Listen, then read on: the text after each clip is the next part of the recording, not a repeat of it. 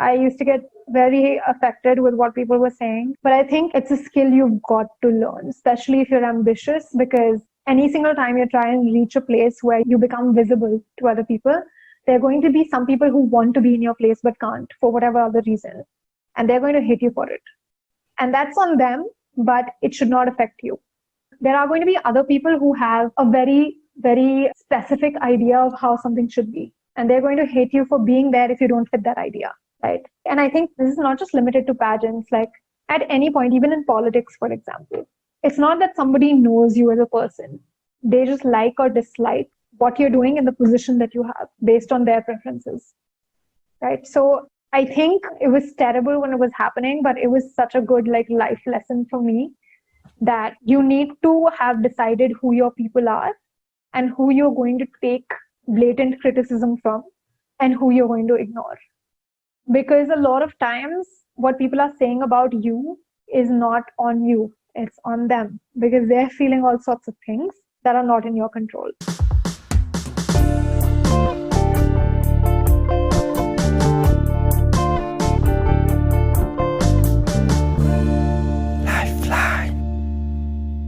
Hello everyone, my name is Din Long and welcome to the podcast Lifeline. In this podcast, I will interview people who are having a positive impact in their community and have a strong message that deserves to be shared. We will dive deeper into their journey becoming a change maker, and hopefully you can take away some insights for your own journey. And please do subscribe to Lifeline on YouTube, Apple Podcast or any platform that you are using. And also you can share this episode with your friends if you like it. It's really what helps me the most. In this episode, you will be meeting Shaan, a gender, climate and youth empowerment advocate who was selected as Miss Earth India in 2017. We discuss about her life-changing experience with Teach for India, where she discovers the education crisis of her country. We discuss about her transition being a model to live her childhood dream and how she earned her title of Miss Earth India. She walks us through her journey exploring climate action, social entrepreneurship, and now gender equality. She shares with us everything that she learned along the way and also her plans for the future. Hello Shaan, कैसे हो? मैं बिल्कुल ठीक हूँ. Hi. How are you? I'm good, tike. Super happy to have you, Shaan, on Lifeline for the story we met in Bangkok after Linka that I interviewed in the first episode connected us because she was like, oh, you guys, you need to meet because you have one thing in common, which was Jagrati Yatra. So I will not spoil what is the Jagrati Yatra because I'm sure you will speak about it. And then we were supposed to go to Vietnam together to facilitate a program with APYA. Yes, I just went. Event was cancelled, so I sent you some Instagram stories. Let's do this one day if we can. But then, we got reunited again for APYE online. So our paths keep crossing each other. So good to have you today. And I know that you are doing so many things from. I don't want to spoil. But so many things, when I was preparing, I was writing down everything that you do. Well, oh my God, I need 10 hours to interview Shaan. But anyway, let's try to see how far we can go. So maybe we can just start very simply. If you can introduce a bit yourself, where you come from, and very briefly what you are doing currently. I'm just smiling from year to year right now with that kind of an introduction that you gave for me, where you think you need to introduce me for 10 hours or interview me for 10 hours. Let's see, this is slightly difficult for me introducing myself, but if I were to briefly put everything together, I'm a graduate in filmmaking and media and communication. And I have been a teacher, trainer, facilitator, model, beauty queen, filmmaker in the past few years. I don't know if I missed something, but I have, I think one thing I'm really proud of is that I've been able to do a lot of different things and gain skills from everything that I have done so far. I come from India and I live in central India right now. Because of the pandemic, I've come back home to my parents. yeah, that's, I think, a good starting point for us. So from all the words that you just said, which one did you start with in your life? In terms of work experience, in terms of starting my career, so I finished my filmmaking degree, and in the last month of my degree, before people look for jobs, there was this woman who came to campus to talk about her NGO. So we had the founder of this NGO called Teach for India, who came in and she spoke about the educational crisis in India. And I had decided that after college, I was going to join the media industry in terms of either my first aspiration was to become a wildlife documentary filmmaker. But it's not easy to do that. It requires a lot of training, a lot of patience. It is very different from anything that you learn in filmmaking for industries.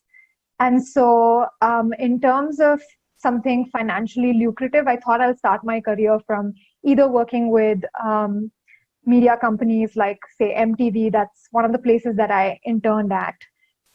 Or that I would assist on a movie because, Bollywood is huge. Everybody knows about it. So I thought, that's the path I was going to take. But this woman came in and she spoke about how there are students and children in our country, and so many of them. So at that point of time, I think the number was 320 million children in India don't have access to a quality education. And many of them either drop out of school. And they were really, when she gave this presentation, she spoke about a lot of stark numbers. She also said that only 10% of Indians graduate high school. And so in that 1 hour, everything changed for me. I thought about my education. I thought about where I came from. All the statistics that she talked about and the work that they do, everything that she talked about really resonated with me. And in that moment, I, while the presentation was going on, was reflecting upon my life and why I was sitting in the room that I was sitting in, because the college that I studied in was one of the best colleges for filmmaking in my country. And I just thought, so how has that happened? How am I here? How did I make it here? Like, did I do something extraordinary to be here? And the truth is, no, I hadn't done something extraordinary. I just followed a path that since the beginning was defined for me by my parents or, other children, my friends. So it was such a taken for granted thing that, yeah, everybody goes to school and everybody goes to college. So I've got to figure that out for myself. But I think this was the first time that I thought about how this is not a reality for a majority of this country. And so that really moved me. I don't know what took over me. After that presentation, I couldn't stop thinking about it. I went back home, I looked at their application, and I just went in and I thought, and the questions in the application are very reflective. Like, you have to think about your life and the challenges in your life and why you're applying. And I filled the application and I didn't know whether I would get in. It's a highly selective fellowship. Only I think 7 to 10% of people get selected every year. And so I didn't know if I would make it. But I was like, okay, I'm feeling very strongly about this. I should go ahead and apply. They had a long selection process. And after that, I got selected. So I was very happy. I didn't fully grasp what I had signed up for at that point of time. And the next thing I knew, we trained for 6 weeks in the city called Pune in India. And after that, in this training, we just learned what education encompasses and how, because we are not trained, everyone who goes into the fellowship, most of us are not trained teachers. We don't have a degree in education. So in those 6 weeks, we learned how to teach, and we taught a class, like a mock class where there were children and we had to kind of understand how we are working, get feedback from our managers. 6 weeks later, I was placed in a school in one of the largest slums in India, in Malbani in Mumbai. So I picked up everything, all of my stuff, and I moved to Mumbai. And it was also my first job, right? So at that point of time, I was like, okay, so my first job, so I'm not going to take any money from home. I'm not going to ask for any money from anyone. And Mumbai is an incredibly expensive city to live in, especially for Indian standards. It's crazy. The rent is typically um, more than people's salary when they're starting off. And so, and so, I basically called back home and my parents were like, okay, but you were studying the media. Like, how are you teaching now? What is happening? But they were still very supportive. They were like, okay, like if you've thought this through, then go ahead and do it. But I was like, okay, I'm not going to take any money from home. And the fellowship stipend, even though it's a fantastic opportunity, is quite low. Um, and I looked at a lot of places to live in, and everything was over my budget. Like, forget food and transport, like, I couldn't even pay for my rent. So eventually, what happened is that I looked at a slum rehabilitation building, and the prices of that building were lower because there's just a sense of like community people who have actually lived in the slums at some point also reside in that building. And I was like, you know what? Like, if I've taken up this challenge, I'm going to like live whatever I can afford in. So I'm not going to look for like a good place for myself. I'm just going to live like I need a roof over my head. I'm going to work really hard at school. So I moved into a slum rehabilitation building, and it's definitely like one of those experiences that completely changed who I am and how I think, and gave me like on ground experience of what it means, like what education means in India, and what are the loopholes and what are the other sectors that affect education in the classroom. I taught 75 children in an under-resourced, underserved, low-income government school. When you say 75 children in the same classroom? Yes, in the same classroom. Oh. I did have a co-teacher, but while we were teaching, like only one person could be in the class. So I taught English and science to my children. My co-teacher taught and social sciences. And I also taught arts and whatever else I was interested in because I wanted to bring more of me into the classroom. But and I was 21 at this time. So when you're 21 and you have to, and there's 75 kids who are watching you, it's a lot of pressure. And you have to just be sure of what you're saying. You have to be sure of how you're behaving because they will learn things from you, consciously or unconsciously. And so I taught these children, but I think one of the most grounding sections of the experience is just the fact that your work is not limited to teaching the two subjects. Your work is also to understand why some students are struggling in your classroom. Now, I was teaching a fourth grade classroom, but the difficulty was that when I entered that fourth grade classroom, there were some children who were not even at a level where they spoke basic English, or knew how to, identify each letter or know the phonetics. They couldn't. And then there were some kids who were at fourth grade level. So there was a whole range that I was teaching. And so it was very difficult to kind of understand how do I give instruction in English, but also make sure that those who don't know how to read, how do I build that capability in them? We were also asked to get to know the families of these children. So after school, we used to go and meet the families just to understand, like, if a child is struggling in the classroom, is it because of the subject or because there's something going on at home that is really affecting this child? So it could be, and I realized that, we tell a lot of our teachers that, you're not doing enough. That's why kids are not performing. But the truth is that your kid could not be performing because he's not having enough nutrition. Your kid could not be performing because there's something going on at home. There could be violence or abuse, or they could it could also be like a breakup in a relationship within the family, right? These are difficult things for children to grasp. It could also be the lack of other opportunities, no incentives, nothing that excites the child. And so there were so many different things affecting the learning in the classroom. And this is something that I didn't consciously realize before that, because it's very easy. I think, especially in India, I think the mindset is that you teach if you don't get any other job, or you teach if you, don't know how to do anything else, or you're not great at anything else, so you're teaching. In some spaces, that is the mindset. And it was a very humbling experience to know that it's very easy to go and criticize a teacher, while the teacher is actually responsible for so much more than just teaching the subjects that they have to teach. So yeah, that was my first year of experience. I did a lot more in the fellowship, but like you said, it's going to take 10 hours, so I'm going to stop here. When did you realize that your role as teacher was more than just teaching your subjects? Since the very first day, I think. number one, since it was my first job, obviously, like I knew it was going to be difficult, but it was beyond difficult and it was very challenging because it was very different from the education I had had. So the very first day, like meeting the other teachers of the school or meeting the children or their parents who were very eager to know who the new teacher in the class is, the very first day I realized that it was not going to be easy because the way I studied in an all-girls convent school, which had strict rules, we followed the rules. I had opportunities that I took part in, but it was a very disciplined environment where even if you had like 50 students in a classroom, it was very easy to manage that classroom because we knew what the norms were. We knew why we were there.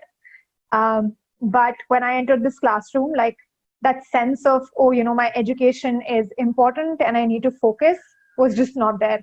Not with kids, not with the parents. And so we had to start from scratch saying that, this is not just an add-on to your life. It's actually a very important part of your life. And investing parents into also with, girl children, just saying that girls have to come to school. Like you can't just keep them at home to do the chores of the house. There are so many struggles that low-income families go through. Sometimes it's about how do you get food on the table. So obviously that takes precedence over sending your child to school, right? And so just having like many, many conversations was important. So I knew since the first day that it was not like a typical school that I studied in, and I had to unlearn a lot of things to be able to teach there. And so I'm wondering, as teacher, like if when you realize that, for example, like some kids don't go to school because they don't have or cannot focus because they don't have like enough food to eat, what can you do as a teacher? I mean, in that situation. I think it's for me as a teacher, like of course I had boundaries. I couldn't go and tell the parents that, stop doing whatever you're doing and like just send your children to school and get the money from somewhere, because it's not as easy as that. But my job as a teacher was definitely to have multiple conversations with them, understand where they're coming from, and say that I think this was a debate about, okay, you're sending your boy to school, but you're not sending your girl to school because you think that she can go ahead and help you in cleaning someone's house or in the work that you're doing. But what's actually happening is that your girl's also going to have the same life as you are if you don't give her education. So her earning potential or her potential to be independent and earn a livelihood depends a lot on her education at this point. But you're taking that away if you're telling her that, she belongs in the house to do like extra things or go to work with the mom. And so my job was to have those conversations. And I think it helped that I was also a female role model in the school, because in that position, I could say that, it was never about telling parents that you're wrong. It was always about, yes, like this is a very difficult situation, but I am where I am because my parents let me like educate myself. Obviously, the scenarios are very different and it's never black and white. But I think what I was able to do, and these changes take a lot of time. They don't happen overnight. It's not like you've had one conversation and the parents like completely convinced that, yes, they should send their girl to school. That never happens. It's never that transformational.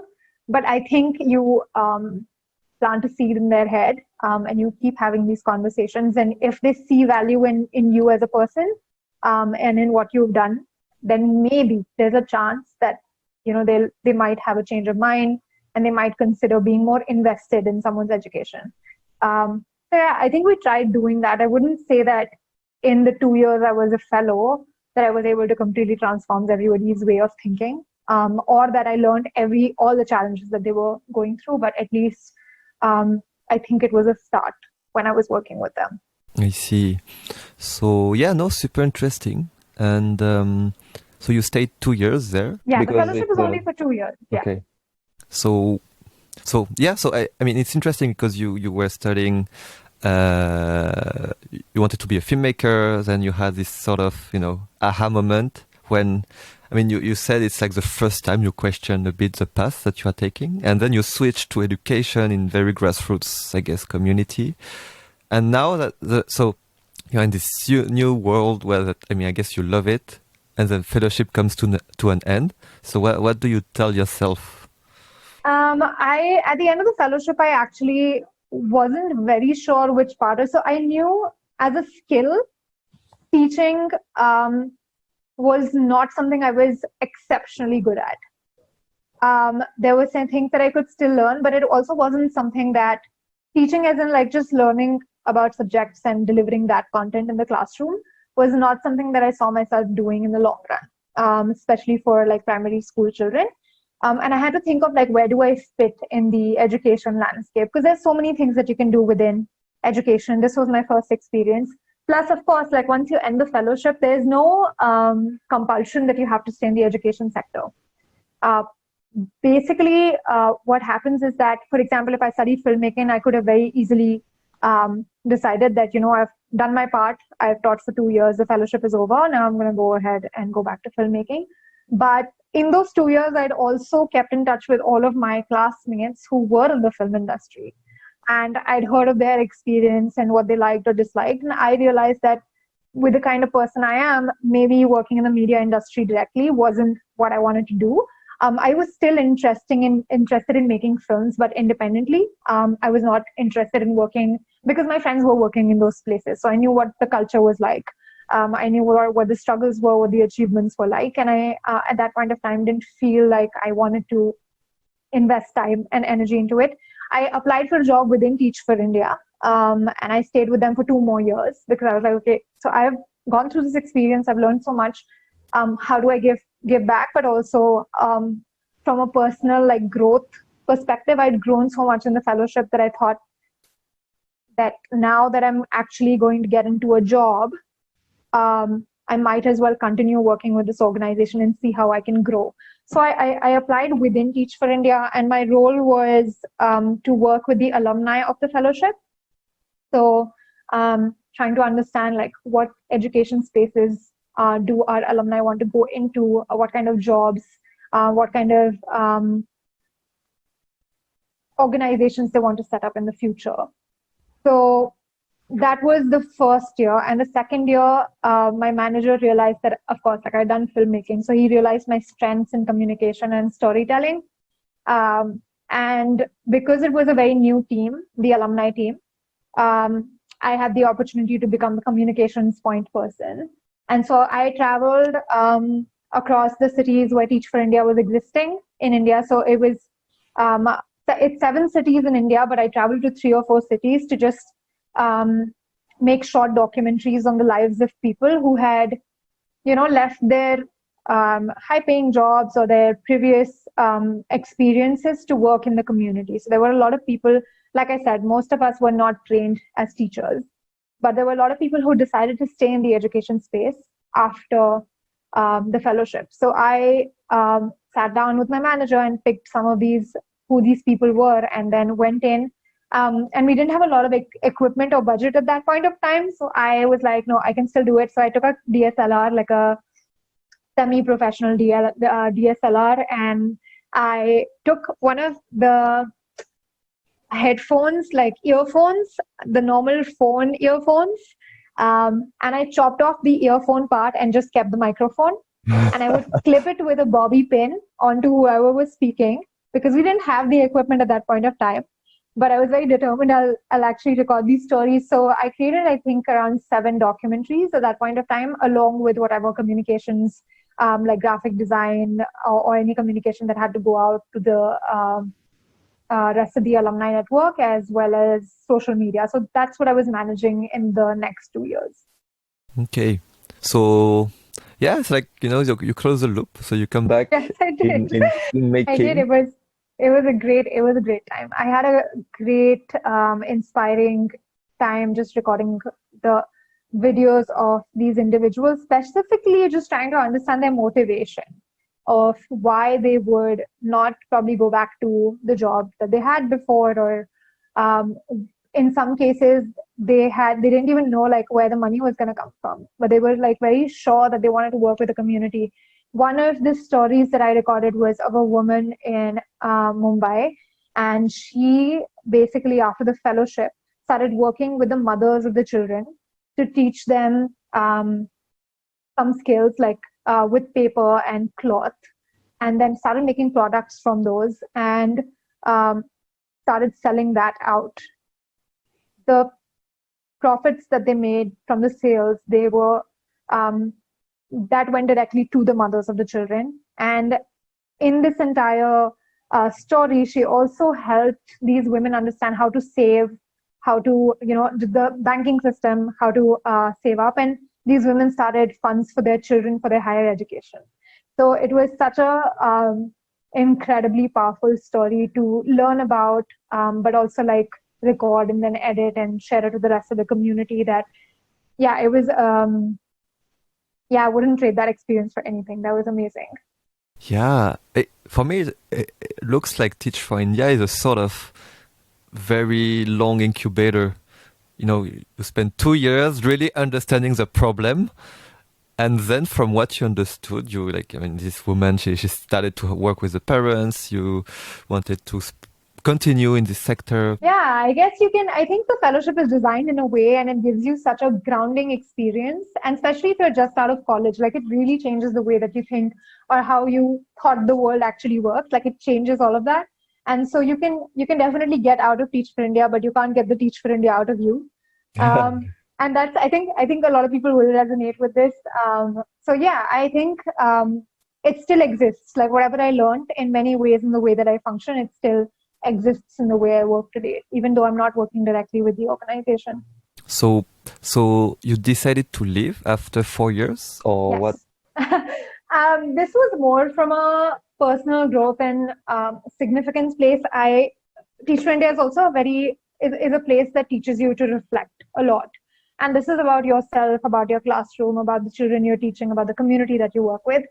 And in this, once you build the habit of reflecting, I think there came a time where I thought of like, what are the things that I wanted to do? And one of them was enter like a beauty pageant. I don't like to say the word beauty too much, but I like to say pageant because I wanted to enter a pageant. Mostly because growing up in India in the 90s, I think the women who won, and there were quite a few from India at that point of time, they became role models and like inspirations overnight. And everybody looked up to them growing up. I looked up to them growing up. And it just opened the kind of doors that you wouldn't imagine anything else opening for you. It also, and plus these women were so poised and they spoke so well. There was such good influences on other people that I think it was at the back of my head. And being in a media college, my college was actually placed right next to a design college, like fashion design, industrial design, either way. So they had fashion shows. And because I was one of the taller women in my class, I used to like just go and participate in those. And I was not groomed at all as a person at that point of time, but I just had so much fun with the music and the, walking on stage. So I used to really like doing that. And so by the fourth year, I realized like I seriously wanted to do this because by this time, I think I was 23 years old or 24 years old about this time. And I was like, okay, so pageant has a deadline. So they have a deadline at around 25, 26, 27 years. So there are different pageants in the world. And some of them, for example, if you've heard of Miss World and Miss Universe, they have a age, cutoff by 25, 26. And I was like, if I don't do it now, then I'm never doing it, right? And so in my last year of Teach for India, I had made up my mind that, I want to at least go and audition and see what happens. And I had no experience in, walking in heels or putting on makeup, or I didn't have role models at home, whoever did that. So I have an elder sister and my mom, both of them were just never interested. They're very simple people and never put on any makeup like growing up, except for if they were going for a wedding. And the only makeup we owned at home was for my dance performances, because I was learning classical dance growing up. So that's the kind of household I grew up in. So this was a very alien space for me. But I still wanted to do it. Like in my head, it was like, I would regret it if I don't. So I went in my last year of Teach for India, I went into a pageant. I went and got a pageant coach for myself. She's a very renowned pageant coach. And she was in the same city that I was working in. So I was like, I'm going to give this some time. And I went and I coached under her for a month, and she took us through, everything about what is required to be in a pageant, how do you speak, how do you smile, how do you walk, how do you, it's really interesting because, and I laughed a lot on this particular day when we were practicing how to smile, because it's such a weird thing when you think about it, right? Like the fact that you have to practice how to smile Yeah. on stage. It's hilarious. But yeah, I think these are like really important things, because I think in pageants, like you're photographed all the time and you don't want a picture in which you look like a really mean person. So to come back on this, so I guess what you say is you need to be able to like have a fake smile which doesn't look fake, or how? I wouldn't say it's a fake smile, but it's like if you're representing yourself in front of a lot of different people, like when you're on stage, you should have a pleasant personality. So I wouldn't say it's a fake smile, but also because it's a responsibility and you want to present as yourself as someone who's approachable. You want to present yourself as someone who people can look up to, right? So in terms of, and this happens, I think any single person who has reached, a higher position in their work or whatever, like as such, they have PR teams and stylists for the purpose that, they look presentable to the outside world. It's not natural. I wouldn't say that smiling on stage for like 2 hours is a natural thing to do, but I think it comes with the responsibility of, either competing or winning the title, because you're kind of playing a role. It's a job at the end of the day. And yeah, I think like it's very disorienting when you think that somebody will practice smiling, but what happens is that once you've smiled for 2 hours, your jaw is like, okay, I don't want to do it anymore. So you've got to take breaks, but without seeming mean or like you have a problem with somebody else on stage or whatever. So this is really funny, but I went through this training and I learned a lot. So I think I wasn't very groomed as a person in terms of how I present myself or how I speak to people. And even though like these skills are very specific to pageants, I think some of them are very relevant to anyone, anywhere, anytime. And at that point in time, when I came out of the training, I thought to myself that even if this doesn't work out, at least I've learned something that I'll use no matter what happens. I went for a couple of auditions in my last year at Teach for India, and they didn't go very well. I got selected for a few of them, but then got rejected at a later round. And then my last audition, while I was still at Teach for India, I went for the audition and I got selected for like in the first few rounds of selection. This was just one audition. So they selected a few people and then a few people and then they rejected some, and it kept happening. And I reached till the end before they selected the people who were to go to nationals. And it was between me and another girl. And so they selected the other girl and they didn't select me. And so at this point of time, I was like, you know what, like I've done 3 or 4 of these, and I should go and ask them like what's wrong and what I can do better, because obviously I don't have too much time. So I went and I asked them, and one of the judges was like really, she was very sweet, but she very blatantly like told me that, when you speak, like your mouth looks really rough, like you look really rough as a person. And it's the kind of feedback which can really mess with you, because and I just want to be honest, because I'm out of pageantry now, but I just want to be honest about this. I came back home and I kept looking at my teeth for like the next 2 hours, and I was like, what is wrong with my face? And then over the next 2 days, I found 100 things wrong with me. And so it's the kind of like feedback that they give you, because I think they also know people are unforgiving in like a pageant. Like if they don't like the way you look, they can literally like not like you as a person. And at that point of time, obviously, like it was a very hard hitting like feedback. I was like, okay, this is a part of my face. What do you want me to do? And I came back, and initially, like I felt very insecure about myself. I felt, oh my God, what am I going to do? I don't know how I should proceed from here. And so I called up home and I said, you know what, like I'm feeling very insecure and I don't want to do this anymore. I don't want to be like in a pageant, because I don't know what I can do about like my teeth or my jaw in any way. And I called back home and I said that, I'm just going to go back and focus on my job now. And my mom on the other side of the line, she said, do you think that just the fact that, this judge said that it was only your teeth, like, do you think that's the only thing, like, do you think you're giving your best apart from whatever the feedback that you received today? And then she said that this is something that you've always wanted to do. And it's totally fine if you want to go back to your job, but you've just gone for like 2 or 3 of these auditions so far. And you've gone through 1 month of training, right? So since there's a deadline at 27, do you want to give up now and then at 27 think, oh, what if I had gone for a pageant and maybe I would have won, maybe I would have auditioned again? Or do you want to like give you 100%?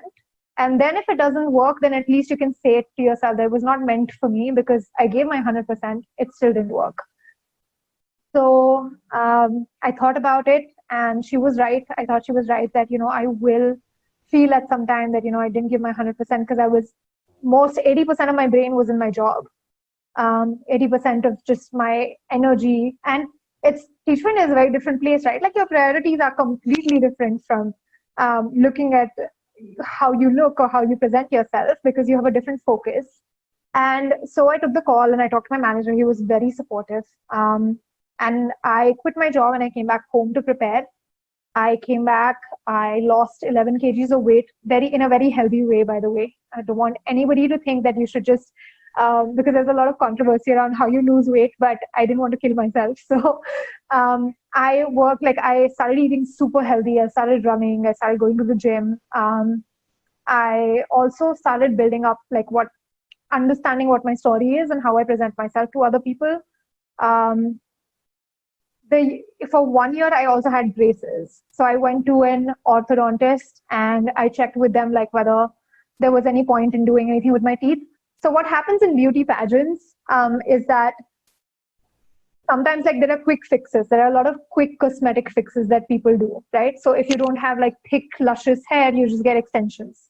Or if you don't have long lashes, you just get extensions again. You get fake lashes, right? And so for teeth, there's this thing called veneers. So what they do is that they file your actual original teeth and then they put really perfect teeth on top of your original teeth, right?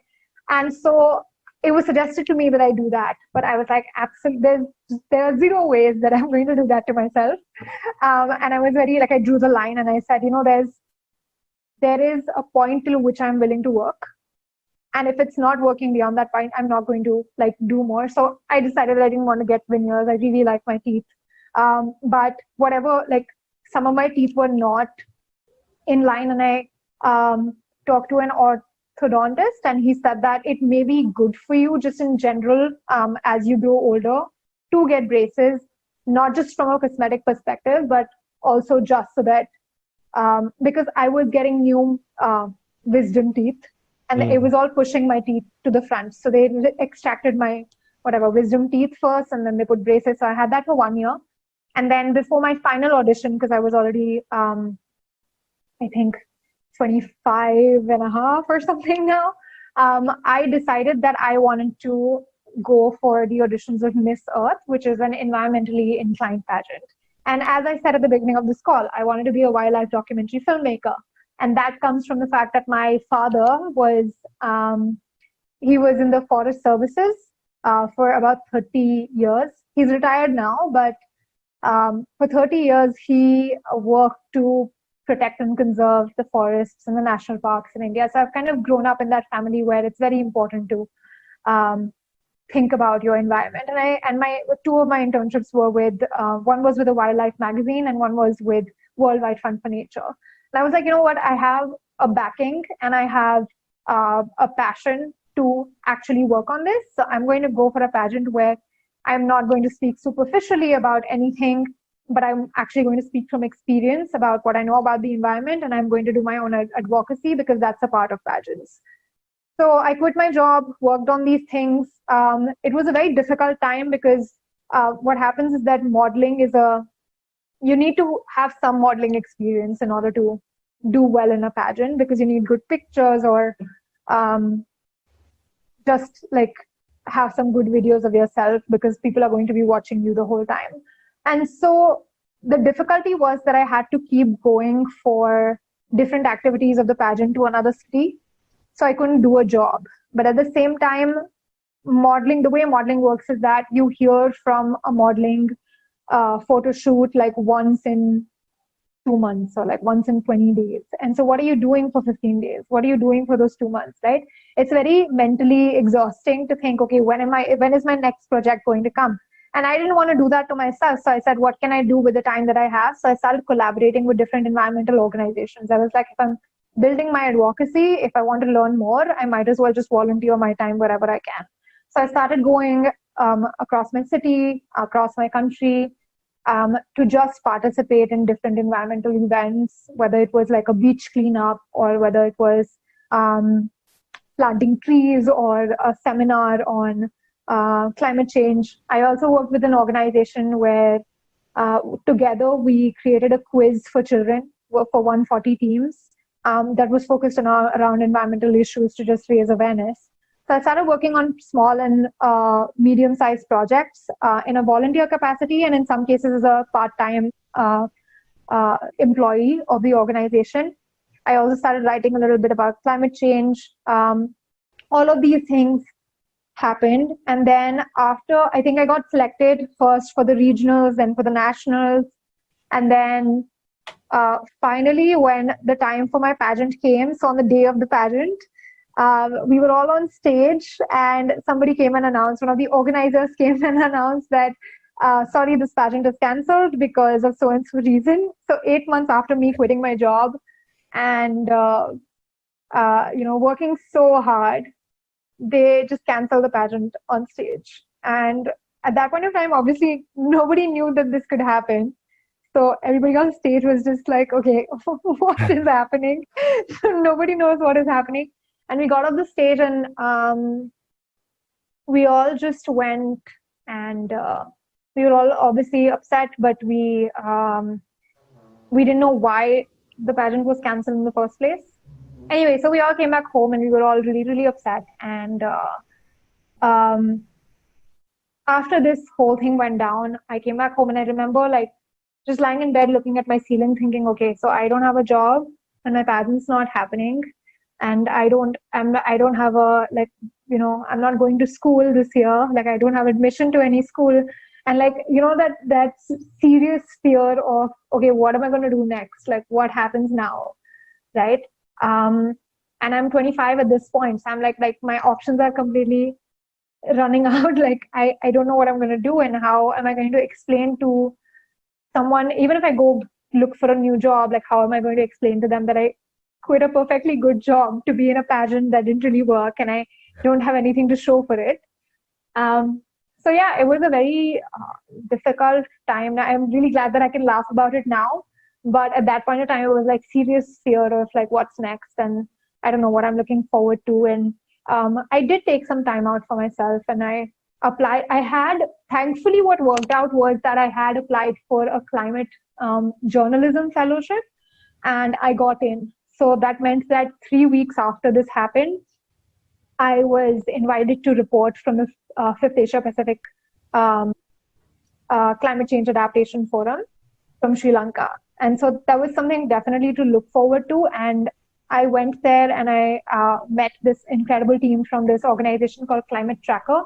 And I learned quite a bit over there. And then I came back and I started working part-time for them, like in the next few months, like whenever a project would come up or if there was a grant, I started working for them. But largely, I didn't know what I was doing. So I was like, okay, so I will apply to a school. So one of the schools that I had always wanted to go to was the Columbia Graduate School of Journalism in New York. It was set up by Joseph Pulitzer himself. And so it was like a dream school. And I was like, you know what, I'm not going to spend time thinking about 10 schools I want to apply to because there's just not enough time. This was already around October and applications for schools closed by December. And so I was like, okay, I'll focus on this, give my everything, and I'll apply. And so I did that. And I continued to grow my network in the way of working with different organizations. So I kept volunteering my time, took up part-time roles, kept doing that for a while. I went for another modeling competition, won that, thankfully. and went to London to represent India, which was again great. So one thing or the other, because of everything that I was working on in this year, this was 2016. Because of everything that I'd started working on with different organizations, other people started approaching me to do more. And that was good. And because of my experience as a finalist and my modeling experience, then winning this modeling competition became easier. And then going to London again built more credibility. Then I got shortlisted for the London Fashion Week, worked for 5 designers there. So things worked out in bits and pieces, but they worked out. And this is also around the time when I got through APYE. So for anybody listening, Asia Pacific Youth Exchange is an important connection between me and Din Long, mostly because I went for the Asia Pacific Youth Exchange in Thailand. And as I speak further, perhaps this would make more sense. But yeah, it's an exchange program, and I took part in it, and I learned more about sustainable development goals and social innovation and entrepreneurship. Made a lot of friends from different places in Asia and even outside of Asia and the Pacific. And yeah, all of these things happened. I built my profile. Like I really worked very hard to build my profile, both for modeling and my advocacy. So by this time I had a binder full of things I had done in both of these scenarios. And I sent it off to Miss Earth saying that, last year you just didn't do the pageant. And I was a finalist like up till the end. So I sent everything. And while I was at London Fashion Week, I got a call from Miss Earth, like the franchise holder for India. And they said that they thankfully did go through my binder. And so this person interviewed me about everything that I had accomplished, about what I was doing at that moment. And thankfully, it was that fortunate time when I was at the fashion week. So she was, so it worked out pretty well that way. And it was decided then with all the work that I'd done in the previous year and this year that I would be representing India at Miss Earth in that year. The craziest thing though is that I had 1 week to prepare for an international pageant. Yeah. So I have a lot of questions now. But no, yeah, I think, yeah. So to come back a bit before, so you were at the final, they cancelled, and you were like, okay, no one has no clue why. And then you were like, okay, so you just kept on, trying on pageants, building, creating your network and experiences around your advocacy. And then everything just connected again. And so what's interesting is, so wait, you said you call Miss Earth, basically? No, I didn't call them. I wrote to them a number of times. Like it wasn't that, I know that it all looks very connected in retrospect, but when I was going through it, nothing was connected. And I genuinely, if I'm being very honest, I didn't know what I was doing.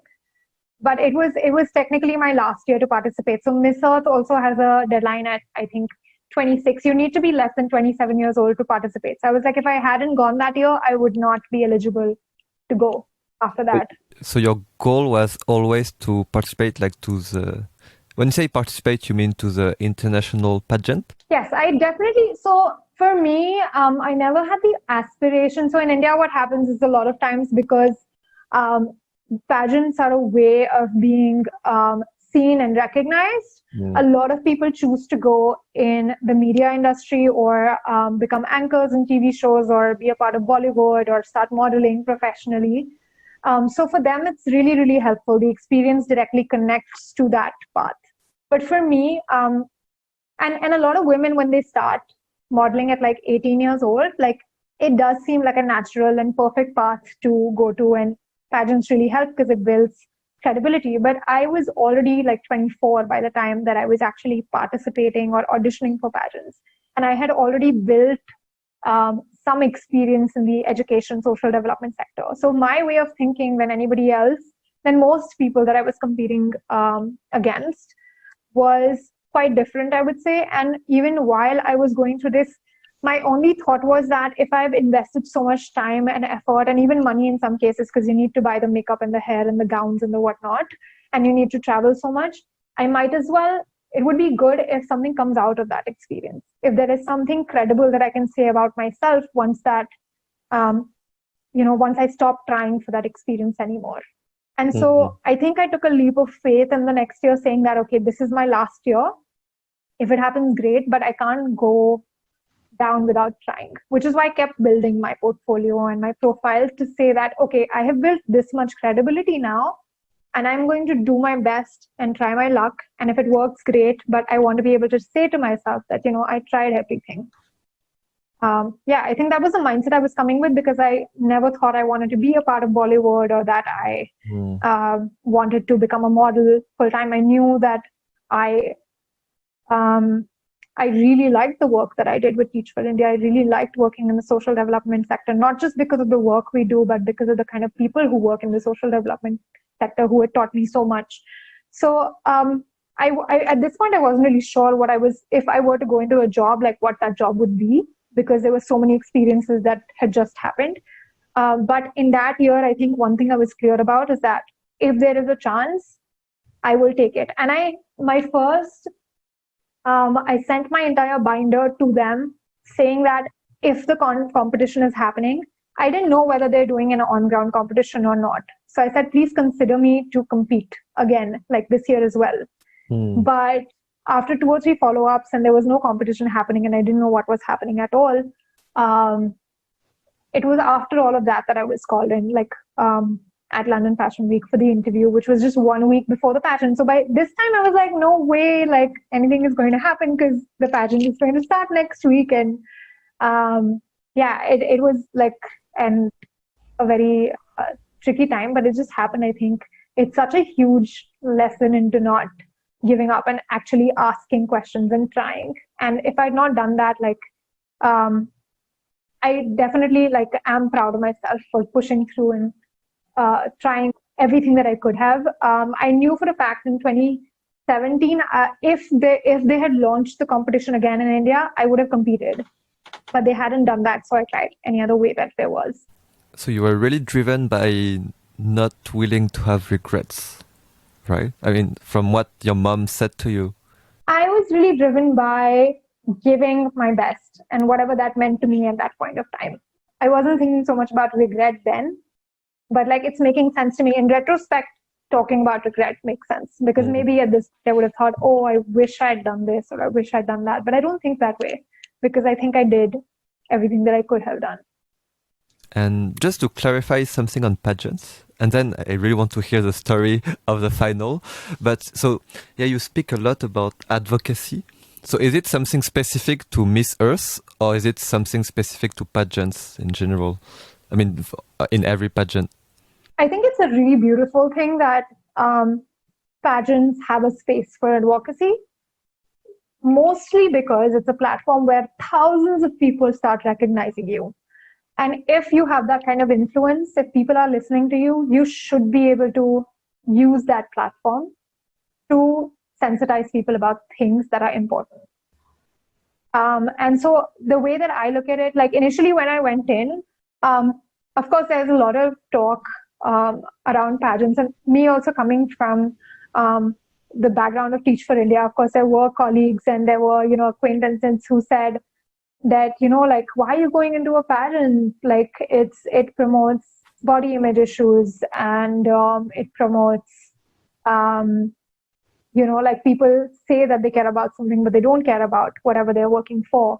And of course, these are some of the feedback that I received at that point of time. And a lot of times, it comes from a place of people actually working in those sectors and then thinking the purpose of this entire cause is being diluted when somebody just randomly talks about that issue. But for me, I think a lot of my biases also broke in the process, because I wasn't someone who was okay, drop dead gorgeous and my hair is perfect or my face is perfect or my skin is perfect. I never saw myself that way. So it was definitely not because I thought I had no body image issues that I entered something like this, but it was despite the fact that I had body image issues that I entered because I wanted to stop feeling that way about myself. And I already shared that story of me staring at my face and thinking about how there are 100 things wrong with me. But I basically wanted to go in and I also came from the mindset of saying, oh, a lot of women, like these women who go into pageants, they don't care about what they're talking about, but they're talking about it. But I think I ended up breaking a lot of my biases in the way that I met so many incredible women from all across the world who are working on what they feel passionately about because they've gone through a personal experience that connects to that specific issue. And it is, so for example, if someone is an engineer, but they're passionate about education and they're talking about it, so they're not a full-time educator, right? But I don't ever look down on an engineer saying that this person's talking about education, even though that person has no experience in, teaching before. And so I changed my mindset in saying that, yes, like these women, like the full-time job, maybe being a model, maybe being like a TV personality. But at the end of the day, they have the platform and the influence, and they are using it for a good thing. So like, why not support that? I also knew at the same time that I wanted to do the best that I can to learn more about the environment instead of talking about it like just superficially. So it is a part of pageants, and some people make the most of it within the pageants. But like I said, there are a lot of other things, a lot of other opportunities for anyone who enters a pageant. So some people choose that path and some people choose this. Yeah, I mean, it's what you said when you said, yeah, growing up in the 90s and, looking at this woman winning pageant and, you realized already that they had a lot of influence. And it's what you wanted to also bring to the table, like with your advocacy on climate, education. I think it's great. And so now I really want to, can you, so how did it go? So you had 1 week to prepare. I had 1 week to prepare. It was so stressful. I cannot, I don't think I've still reached a place where I can laugh about it, because it was definitely like the most stressful week I've ever had, because I had in front of me what was an opportunity of a lifetime to represent my country and be called India for a whole month. And I wanted to do a good job at it. Like, that was the only thing in my mind. But at the same time, before you go into a pageant, there are a lot of things that you need to get done. So you need to have your portfolio ready, you need to have your video ready, you need to have your, they send a list of things that you need to have in terms of the clothes that you're going to wear. So some occasions you need to wear gowns, and some occasions you need to wear dresses, and some occasions you need to wear a t-shirt and jeans. So they give you an entire list of the events that are going to happen, and you need to figure out, you need to find out the best, clothing that you can get, because styling and how you dress and how you present yourself is very important, because a lot of thousands of people who are not with you at the pageant are going to judge you simply on the basis of a picture that somebody clicked of you at that event. So it was very stressful, because some of these events are evening gown round or national costume round, and you can't just you can't be okay, somebody's going to bring me all these things. You need to look into all of these things. You need to send your profile. They ask you some questions, so every single time you go up on stage, they would read something about you. And you may have seen, if you've ever seen pageants, what happens is when a contestant comes on the stage, someone in the background is actually saying something about them, and that's stuff that's taken from stuff that you have told them about you in a very, very long form that you need to fill before you go.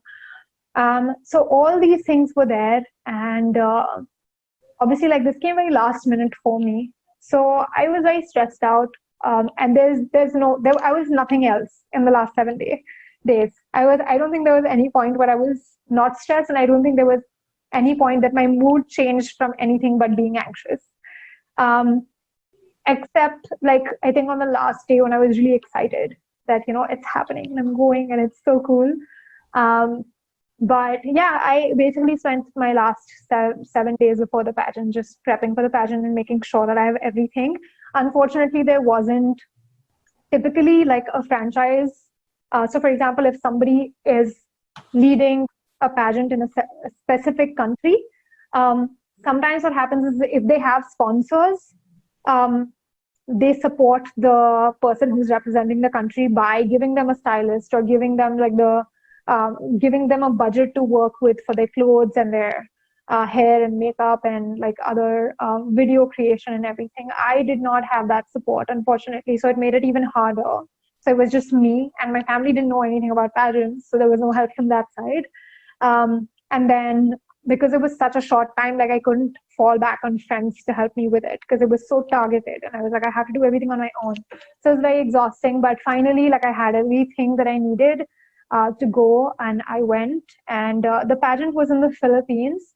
I will have to say, like, I have seen the formats of other pageants and I have not attended them, but I think it would be safe to say that in terms of the experience, Miss Earth is an outstanding pageant because it happens in the Philippines, and most of the times it has also happened in Austria in the past, I think. But over the 30 days, they take you to different events all across the Philippines. And it was like one of those experiences that you can never forget. One of the other things that I mentioned, nobody remembers you by name. So they just call you by your sash, which is India. So I was called India for a whole month. And I think the kind of pride that I felt with just being called that for an entire month is something that I think would be unparalleled, like for the rest of my life. Obviously, I know now that I did my best, but that best wasn't enough in terms of just being prepared for the scale at which this event was happening. And so I knew what my strengths were. My strengths were communicating. My strengths were knowing a lot about the environment at the pageant. And so I played to my strengths mostly. Made some incredible friends in the process. Like I said, went to like some really beautiful places in the Philippines, learned about some parts of the history of the Philippines, went to some environmental events as well. But at the end of the day, it is a competition. The beautiful thing about Miss Earth again was that at no point did I feel pressured in the way of like any of my co-contestants making me feel like, oh, somebody's like really competing with me or anything. Everybody was so friendly and like so giving. And I had different roommates at different points of the competition. But I think like there was an understanding and camaraderie around the fact that we were all on the same boat and we were all equally stressed, because I think there is so much pressure from pageant fans, and there's so much pressure from your countries and the fact that you're the only representative of your country, that everyone within the pageant is very supportive of each other because you're pretty much like on the same boat in many of the experiences. So that's how the whole pageant went. We had like a whole month of traveling around and going to different events, and and we had some competitions along the way as well, like the national costume, the gown round, the swimwear round, and whatnot. But it is on the last 4 days of the pageant that your rehearsals start, and rehearsals for the big stage, and that the final like competitions, the main competitions that are counted towards the finale happen. So there are 3 things. One was at Miss Earth, one was about your beauty and poise. So basically you don't get to put any makeup and you go in front of judges and they judge you on just the way that you look.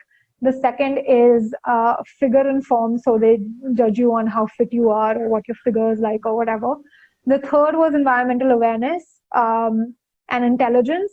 And so they interview you, like a panel of judges interview you. The questions can come from anywhere, but because it's an environmental pageant, it's good to know about the environment because some of the questions are about the environment. Like I said, I played to my strengths and I did really well in the environment round. One thing I definitely want to say is that I know there are a lot of people who laugh at pageant answers, but I think the most difficult part about answering a pageant question isn't how much you like. It isn't about how much knowledge you have, or it isn't about like what do you honestly feel about something, but it's about what is the most relevant answer that you can give or think of within 10 seconds that makes sense and has to last 30 seconds. You need to decide all these things in less than 10 seconds. I think that's where the pressure really like rises. I've seen like people who know a lot also not do well when asked a question on stage, only because you know so much and you need to filter and fit that answer in 30 seconds. And that's a really difficult thing to do. Plus, you have so many people watching you. But thankfully, my interview went really well, and I was one of the top 16. Like, there were 85 participating countries, and I was in the top 16 for environmental awareness and intelligence. Do you remember the question you had? Surprisingly, most of my questions, and I was so thorough with the environment, but most of my questions were about gender equality and poverty, which also I felt very comfortable answering because of my previous experience. So my interview went well. Obviously, when I came out, I didn't think it went well. Because when you come out of an interview, you think, oh, you knew this and you knew that, and why didn't you say this? Like, why are you so stupid? And so that's what I was doing to myself. But then I saw my video again later, and I also saw the responses of people, and I thought I did a good job. So yeah, it worked out that way. I did feel inadequate in a lot of the competitions when it came to like just being the gown round or the swimsuit round or whatever. And every single time like a competition would end, I would just sit back and think, oh my God, I just had to do this.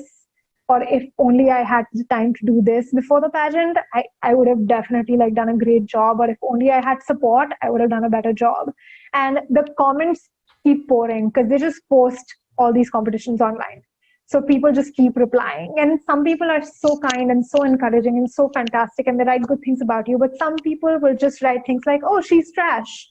Oh, she's like ugly. Why is she in a pageant? And you're reading all of this like while you're in the competition.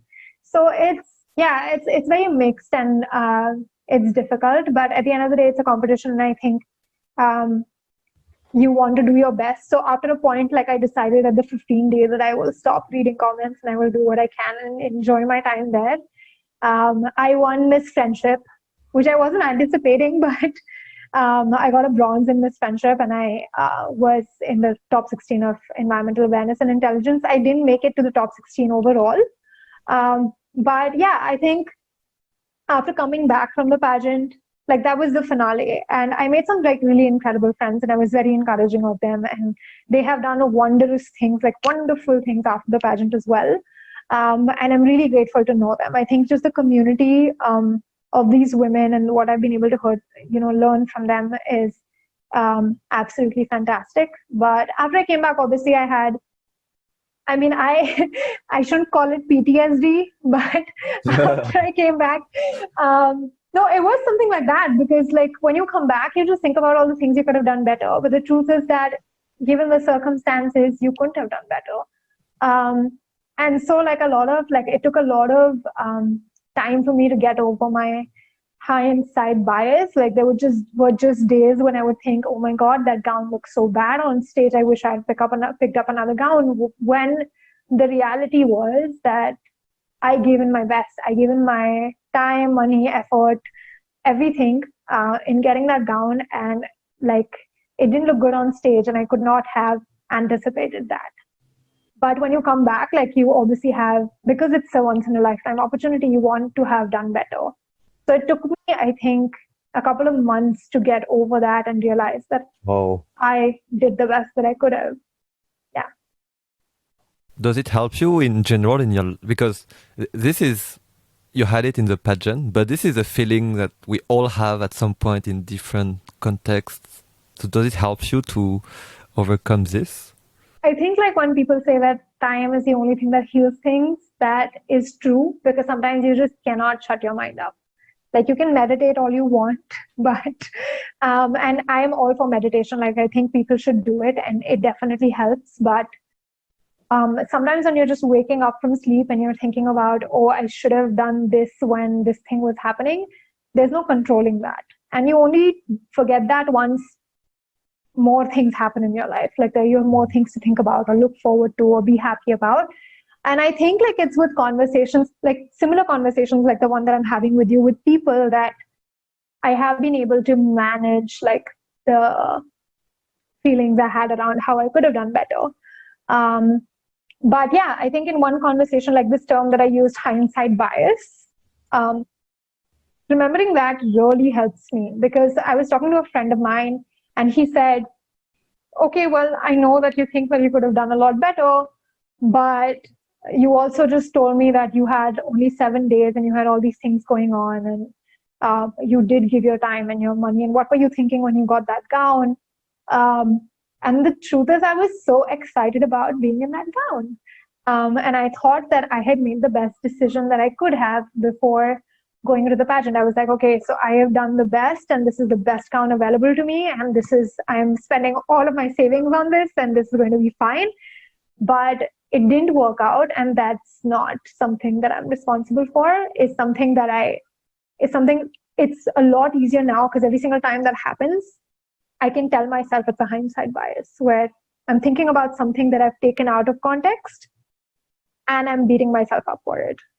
But the truth is, I did wonderfully well when it was happening. Yeah. So yeah, it's really helpful. I'm really glad that person told me about this. Yeah. And I guess, putting words of course, like putting words on it, it really makes you aware of it helps to reflect in a constructive manner about what happened. And I have another question related to what you said as well. Like all these people, some people are kind, some people are like, yeah, why is she even here? So I wonder, because I think it's also something that we can all have as a feeling, but in a much smaller scale. Like, for example, me, or anyone post, I know stupid things like, posting on Facebook, posting on LinkedIn, you're always afraid that someone is going to trash you. Like, at least me. But it's still, it's a small scale. Still, it's my own network of people I know. But you reach this level where it's people you don't know, and I wonder how do you deal with that? Honestly, at the beginning, I didn't deal with it very well. I used to get very affected with what people were saying. But I think it's a skill you've got to learn, especially if you're ambitious, because any single time you try and reach a place where you become visible to other people, there are going to be some people who want to be in your place but can't for whatever other reason. And they're going to hate you for it. And that's on them, but it should not affect you. There are going to be other people who have a very, very specific idea of how something should be. And they're going to hate you for being there if you don't fit that idea. Right? And then there is the third thing where they especially, and I think this is not just limited to pageants, like at any point, even in politics, for example, it's not that somebody knows you as a person. They just like or dislike what you're doing in the position that you have based on their preferences.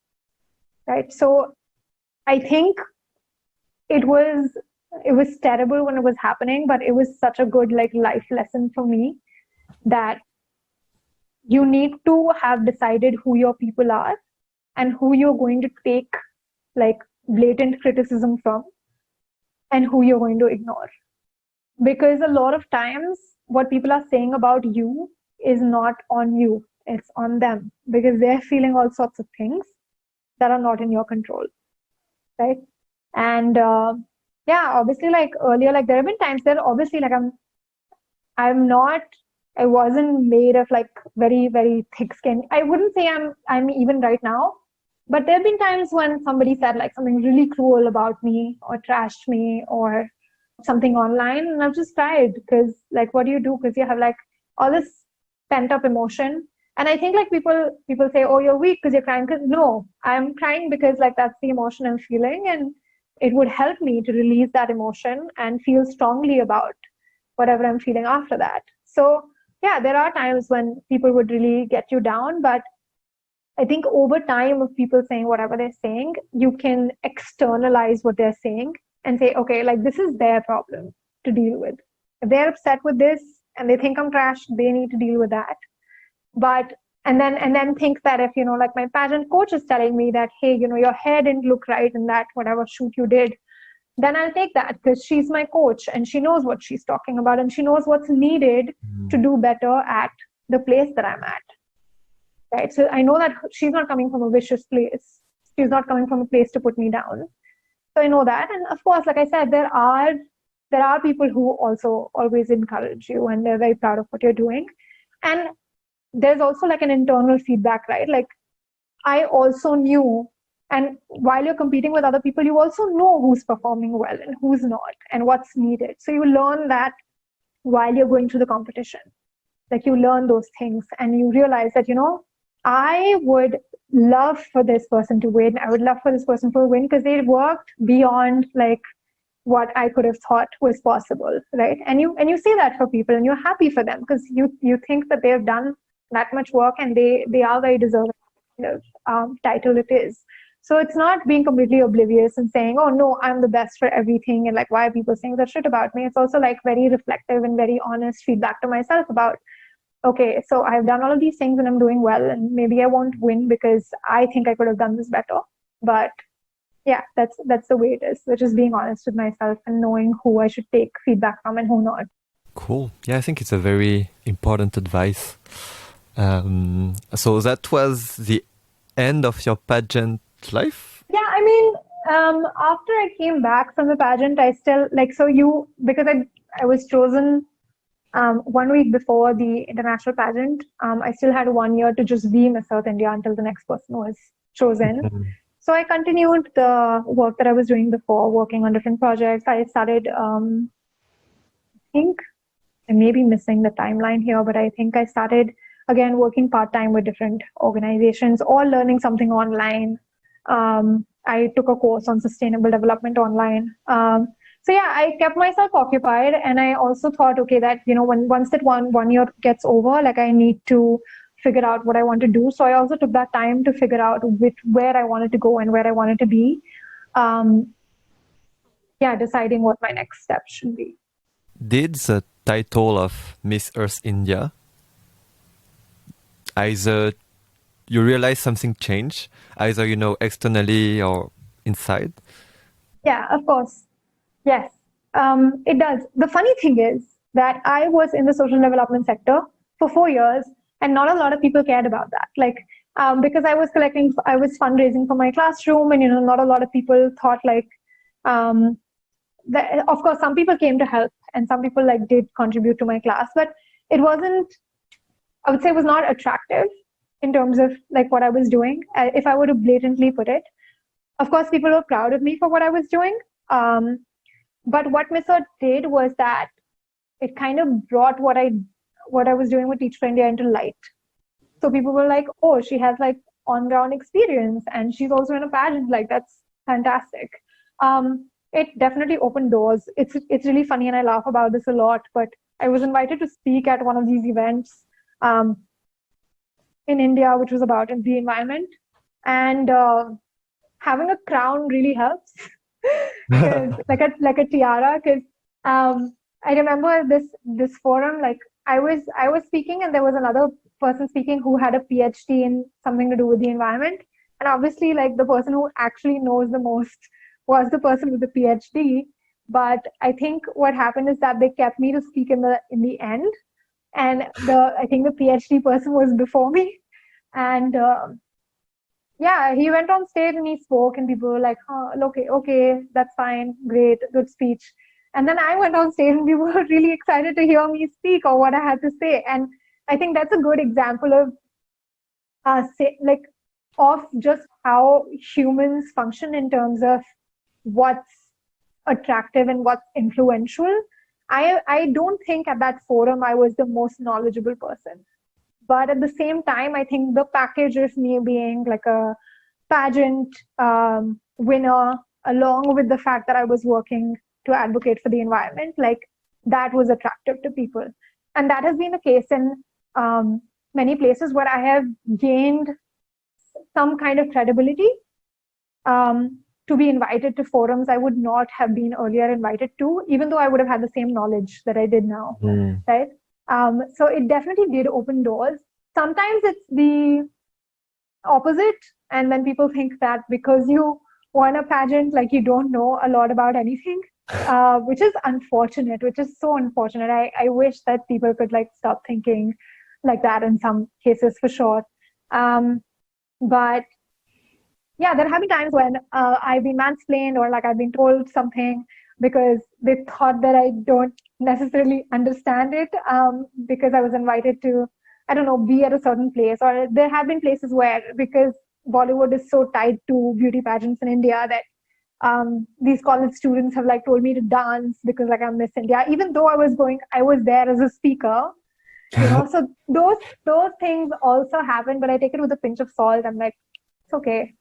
That exists. But yeah, it definitely has made me realize that in some ways, that presentation matters, how you communicate, how you dress, how you, interact with people, what's the first impression you make on their minds. Like, it matters. Like a lot of things, it's insidious because sometimes it's easy to say, oh, you're so superficial because you're judging someone because of the way you look. But that's just how the human mind functions. The first time, like, you get interested in speaking to someone, consciously or unconsciously, maybe because of the way that they look or the way that they sound, or the way that they're presenting themselves. And that's not just a pattern thing, that exists everywhere. And that is something that I've consciously started noticing now that I didn't earlier, but it definitely happens. So, yeah, so I guess it gave you the platform that you were looking for. And then from that, you can just say, yeah, listen to this PhD person, or listen to, Yes. stories of grassroots communities, etc., etc. Yeah, just want to double check with you if you had any time constraints. No, I don't. Okay, so we can continue a bit. I'll try. Let's. I'm so sorry. I'm speaking too much. No. For me, it's great. It's just I'm afraid that you I don't know if you have any meeting after. I do, but that's at 7, so plenty time. Okay. Yeah. So you started to mention APYE a minute ago. So it was, yeah. How so? Maybe just to. I think I'm quite impressed with coming back again to when you were in filmmaking school. You decided to apply for the fellowship, which, just to recontextualize, it's like 2 years. You don't know anything about this, but you're still like, yeah, I'm gonna do it. And then you're like, okay, I'm gonna do a pageant. You still don't know anything about it, but you're still going to do it. And now we are more like into APYE stuff, or like social entrepreneurship, social innovation. Yeah, like how did you hear about APYE and what? This was before I became Miss Earth. So it was again the time when I was auditioning and I had plenty of time to look into other things because modeling assignments were not that frequent. So yeah, I found it online on Google or Youth Opportunities or something. And I thought it was very interesting. So I was really interested in the Sustainable Development Goals in general because I realized that once I looked at them and their transition and I knew about the Millennium Development Goals as well. So when the Millennium Development Goals converted into Sustainable Development Goals, I obviously read about them, but I think what the United Nations has done exceptionally well is just the way that they have communicated the goals in the way that it's so approachable to everyone, kids, professionals, college-going students, elderly people, everyone. Like, you look at them and it looks exciting and it's all-encompassing. And that's what I felt. When I first looked at the Sustainable Development Goals, I was like, this is so cool. I looked at that graphic and I said, 17 goals, this looks amazing, and it's so colorful and bright and like it's so attractive. And so when I saw the opportunity of APYE, I was like, okay, I'm definitely going to apply to this because it has a focus on the Sustainable Development Goals and innovation and entrepreneurship. And also, like, very superficial purpose, but I wanted to go to Thailand. So it's like, might as well just go to Thailand as well.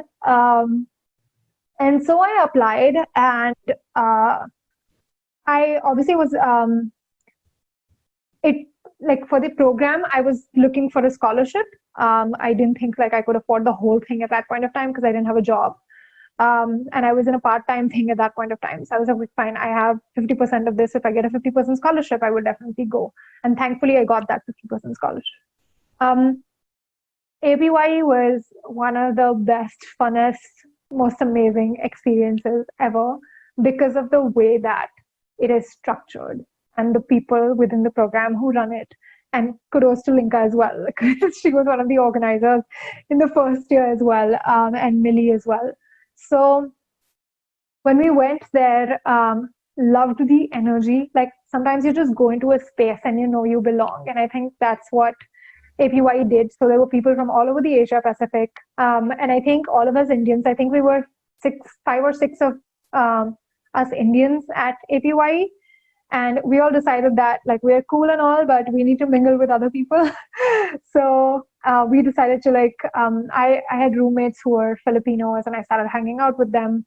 And the local immersion was fantastic because I had picked my goal as quality education, and I got to see the education system of Thailand. And we were placed, like we were in a school, we were in Bangkok itself, but we were in a school for a week. And that was really good because it had so many similarities with the education system in India, but also so many differences. And that was really good to learn. And after that experience, just the final like pitching at the UN, that entire experience, and I didn't realize at that point how good a job they had done. But what APY did that is different from most of the other conferences that I have attended is that they created a space and a network which was going to see each other even after the conferences. And I have thought a lot about how they did this.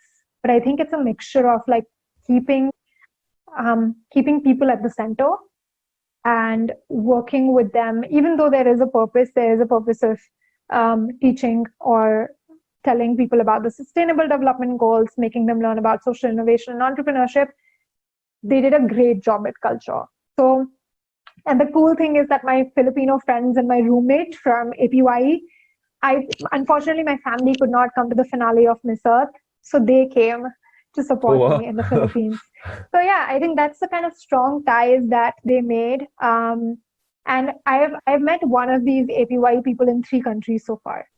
So we just keep meeting each other at different places. So yeah, this is they did do a great job at selection, and these are people who are definitely working and are very passionate about sustainable development goals or are learning about sustainable development goals. So after coming back, I think just being a part of the network was very, very valuable to me. And since then, I have been a part of 4 APYs.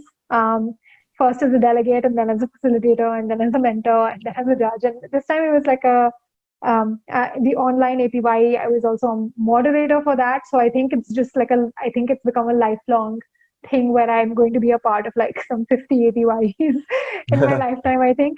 But yeah, it was a great start for me in terms of like recognizing that I am and could be a better advocate for the sustainable development goals.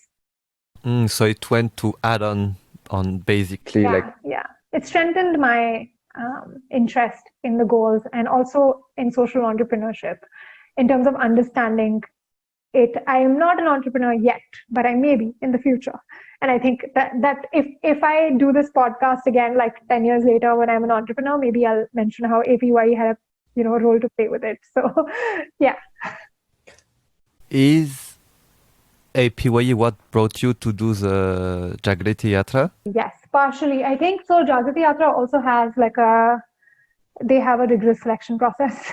And before I applied to Jagrati Yatra, I think APY had built my interest in the Jagrati Yatra. And I applied to Jagrati Yatra twice. The first year I was rejected. And I want to always talk about my rejections because I feel like on social media, we have so many places where people just keep talking about their successes, like everything is going for them and they never fail. But the truth is that you fail 10 times before you get one success. And so I didn't get into Jagrati Yatra the first year. And I was like, no, you know what, I'm going to try again. And APY definitely sowed the seed for it.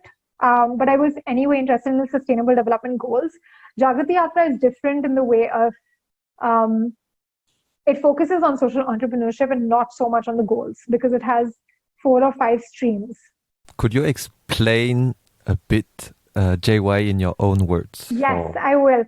So Jagrati Yatra is an 8,000 kilometer train ride across India over 15 days where you get off at 12 or 13 different destinations. And at these destinations, you learn more from a social enterprise or from a social entrepreneur about social entrepreneurship. And you live on the train, you sleep on the train, you eat on the train, you bathe on the train. So the train becomes your home for those 15 days. There are people from all over the country and even abroad. So that's why Din Long and I both have been on the train, even though he's Vietnamese and French. So yeah, it's very exciting because the train brings together people from all socio-economic, cultural backgrounds you can think of.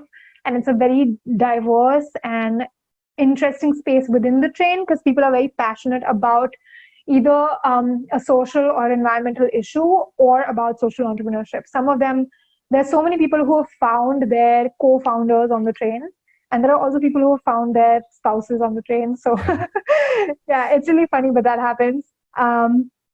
Yeah, so I was really interested since the beginning. My roommate at Teach for India, we actually used to make these yearly like charts where I'd write her name and my name, and then we'll put down 10 things we were going to do in the year. And the truth is we ended up doing only 2 or 3 of them every year, but it was good to have that. And she is someone who had been through, like she and I both had put down Jagrati Yatra while I was in the fellowship. So I knew about Jagrati Yatra since a very long time.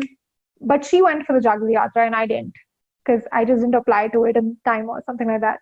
And then my interest was, it came back once I had already learned a little bit about the SDGs and I had been a part of APYE, and I had applied after APYE, but I think my excitement rose to another level once I had been at the pageant because of the fact that the train, like I said, was going to be such a diverse space and we were going to go all across the country. And I really wanted to do that. And my interest had strengthened because at the pageant, people would ask me questions about India. And there was no question that I would give a black and white answer to. It was always like, and there are a lot of stereotypes, right? So there would be questions around, there would be some really interesting and important questions around just gender equality in India and how does that work? Because while we have some cities, like we have urban spaces where women, they have rights and they're also independent and they're living their best life as they can. But safety is still an issue. Like you still have to think before you step out of the house a lot of times when you're living even in like the most urban cities.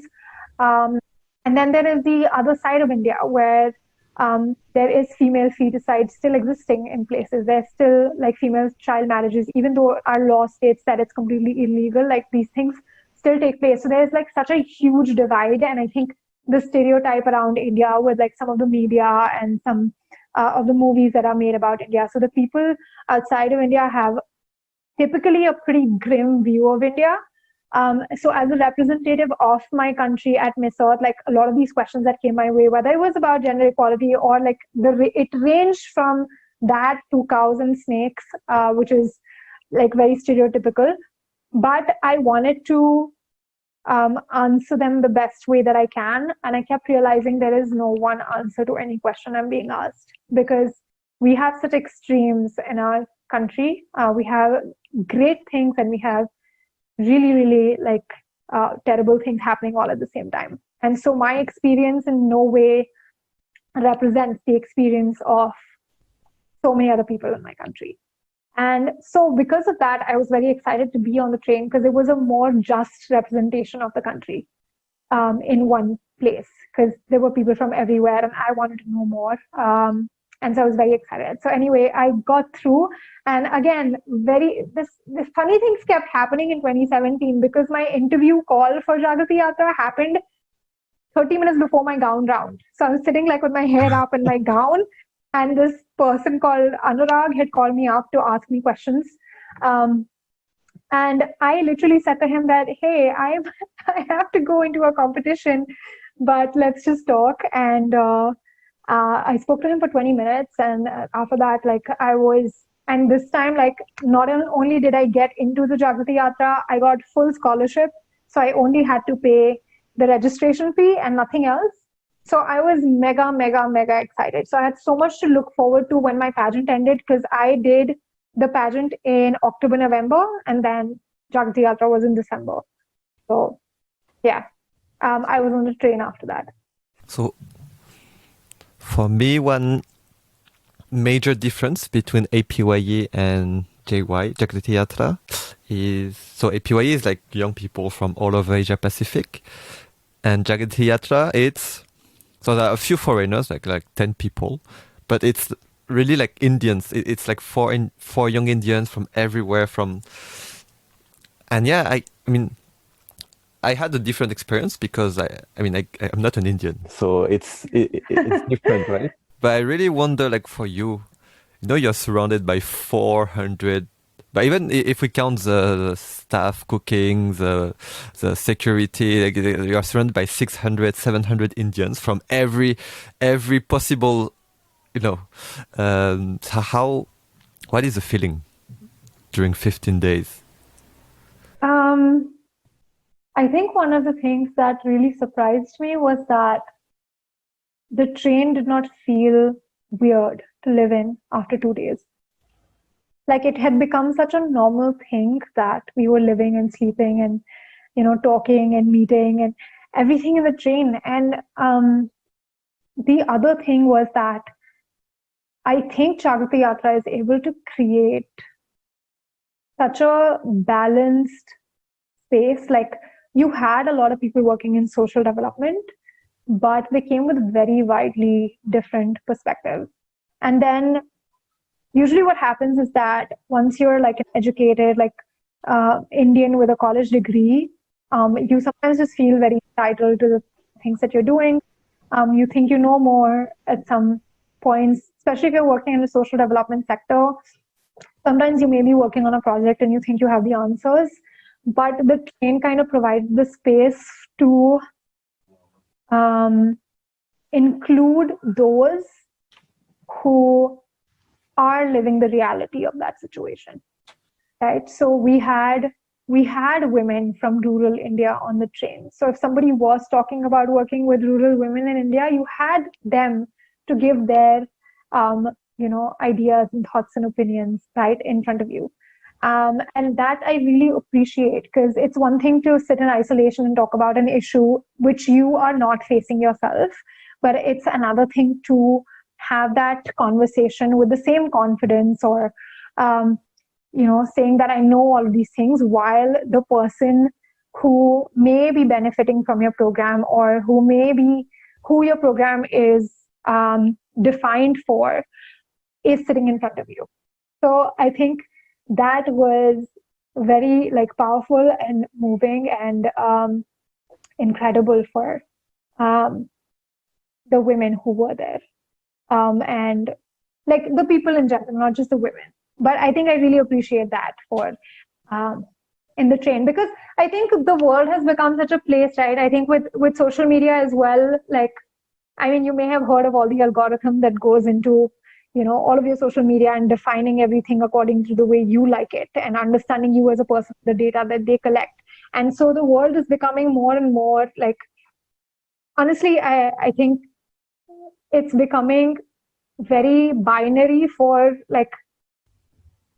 everyone, in the sense that whatever I see is it's in alignment with what I think. So I think the rest of the world also feels and thinks the same as me, because that's the kind of media that I'm getting all the time. So if I am liberal and I keep getting messages from liberals all across the board, then it's not the best scenario, because I am not being challenged and I'm not being given the chance to learn from a different perspective. But I think the train was not like that. The train brought people together who thought very differently from each other, had very different experiences, all onto the same board with just the one common thread, which was social entrepreneurship. And that was very interesting for me to see as an Indian. It was also very interesting because the train did stop at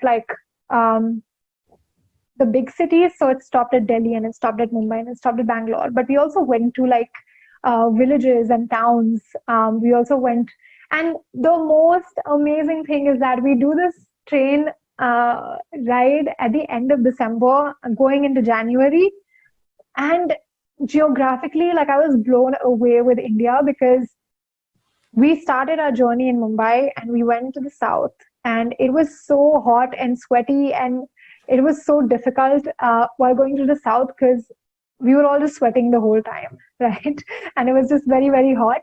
And then within 3 days, once we started our journey up north, everything had changed. Like the layers started, like once we started from the bottommost part of India and we started going up, and every like I think 6-7 hours we would have to put on another layer of clothing on us.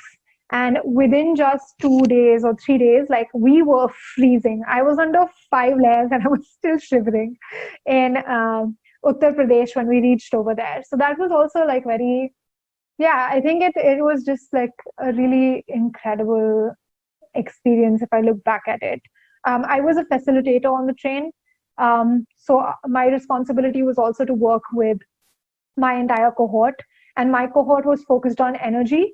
And even though I was a facilitator, I think the cool thing is that, and this is the difference, again, a difference between APY and Jagrati Yatra. I think Jagrati Yatra is a little more, it's at a higher level than APY in terms of where you are in building your organization. Because APY, I think, lays the foundation of you starting to understand something about about entrepreneurship. Of course, now over the years, we've come to a point where people are pitching like their organizations, either if they are in existence or they're incubating it and they're talking about that experience. But with Jagrati Yatra, what happened is that we got people who are actually working in the industry. So in my group, what happened is that the way that they built the organization before pitching. So at Jagrati Yatra, you have to pitch your idea in front of judges. And you do this like once you stop at one of the destinations. And my team, who is working to solve a problem in the energy sector, the cool thing is that you form an organization within your group where you define a role for yourself. So you define whether you're a technical officer, whether you're the CEO, whether you're going to be a communications person. And so it is very targeted. So when the judges are asking you questions, like you can clearly see which department it's going to and how these departments function with each other, which was a great learning experience for me. I think I learned more than I was ever able to help anybody in that group. But yeah, I was very lucky that I got a wonderful bunch of people to work with. Cool. Yeah. And so, I mean, building on, because we spoke about a lot of communities, programs, networks, and also we spoke a bit about social media, but for the wrong reason. I just watched The Social Dilemma. So I'm not sure if you watched it. It's a bit scary. But yeah, you also, I mean, I don't know if you call yourself like this, but you're sort of social media influencer, no? I mean, you always promote SDGs on Instagram, and when you have this, when you do it, I mean, so wait, it's structured on, because you're also with like organization called Global Merit. I mean, I think Global Merit, yes. World Merit, yes. World Merit, which is another community you are part of. But I guess it gives you the opportunity to connect everything, right, together. I don't know if... You mean on social media or with World Merit? So yeah, okay, let me rephrase my question. So, you know, now that, and we didn't even speak about We Do yet, but... in general, I'll just so sorry. Flash forward a bit. But now that, it's a question I ask myself as well, because you've been part of so many communities, from Teach for India, I lost track, APYE, JY, We Do, Global, World Merit, the Miss Earth, and I'm sure more that I don't even know. So from this, what, because also when you were heading to the Miss Earth final? I mean, you didn't know, but you were doing all these things to build on something, you know, on your climate advocacy, as well as your pageant experience. So I'm wondering, what are you trying? What do you hope to build after, you know, joining all these communities? I think so. Obviously, when you're going through the experience, it's difficult to connect the dots between Teach for India and a pageant. They look like they're world apart, and they are in many ways. But I think one thing that I have built a lot through all experiences is leadership. I think when I started as a fellow at Teach for India, and then I was an associate. So obviously, like, there was a manager, and then a senior manager, and then a director, and then the CEO over me. So like, that's the hierarchy of where I was working at that point of time. And obviously, like, since I just started like my career at that point of time, I was in a lot of ways, like, I didn't take a lot of initiative, or I did not think that what I had to say had value, or had a lot of value, and other people had more important things to say. I was pretty quiet, I think, in a lot of ways when it came to like the workplace. And with Teach for India, I think I learned a lot about community building. I learned a lot about empathy, about gratitude, and the experience generally humbled me a lot. It made me break a lot of my biases about what I thought about myself, about communities, about other teachers, and it made me realize that everyone's going through something, and you don't necessarily always understand what they're going through, but you've got to be open to listening and open to learning at all points. At Teach for India, I also learned to be very receptive to feedback, but also realize what feedback I'm getting, reflect on what I need to improve upon, and be proactive in asking for feedback with people I directly work with. So these were some like amazing leadership skills that I learned at Teach for India. Everything I think that I was lacking in terms of how I was working at Teach for India, in terms of like taking more initiative at work, or not speaking, or thinking that I didn't have value to add, I think that changed with the pageant. Because the pageant required me to tell my story, even though a very confusing story, but it required me to be able to tell my story over and over again and refine my story. And it required me to stay calm in the face of people saying things about me that were difficult to digest. It required me to not act out when people were saying things that, or be emotionally reactive when people were saying things that were upsetting. It taught me to have grace under pressure. It also it built so much like confidence in myself, in terms of like reaching out for things that you need, or saying your mind, or learning more to form an opinion before just like having an opinion. And with all the work that I did on my own, the thing about taking initiative, like, that was all that my 2 years of like working towards, representing India was. Because I was not with an organization, I was my organization, I was my own brand. So I had to reach out to schools, I had to reach out to universities and say, I'm a finalist with Miss Earth, like, I would love to speak at your place and let children know more about the environment, or write to different organizations working with the environment and say, hey, I have interned with the Worldwide Fund for Nature before, and I have worked with this people before, and this is the experience I have. Do you have any opportunities that I can take? So taking that initiative like increased a lot. And just that time, and I don't think people understand or value like gaps that people take. When you think about taking a gap year, a lot of people think, oh, how am I going to justify the fact that I took a gap to my next employer? And people think, okay, so if you take a gap, you're just sitting and watching TV for 1 year, which is not true. Gap year essentially means that you take a time off from what you're doing to do other things, maybe not a full-time job, that would help you grow. And I am very proud of my gap years, I would say, because I think that the networks that I have, the community I've been able to build for myself, would not have been possible. And the confidence and the initiative that I have now would not have been possible with, like, if I had not done that for myself. So yeah, I think like what the larger thing, like I don't know. I am interested in entrepreneurship. I do envision myself leading an organization one day. I think it's going to be in the social development sector, either like working for the environment or at the intersection of gender and education. But I still have some time to go before reaching that place. In terms of the long term, I know the things that I value now. Like I know that I value fairness and justice like a lot. Like it makes me angry when things are not going right, not just for me, but for another community, or if people are being harmed, or if animals, in a sense, like if our the jungles are burning, like if the Amazon rainforest is burning, and the fact that we've become so normalized to that.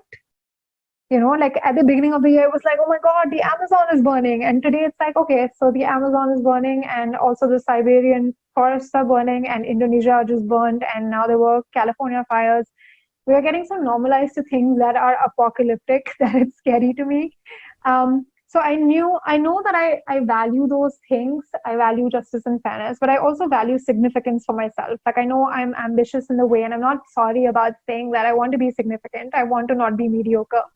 I am not scared to say that anymore. I think earlier I used to think that it's a very arrogant thing to say, but no, I think significance matters to me. The fact that I'm able to influence someone, even if it's just one person.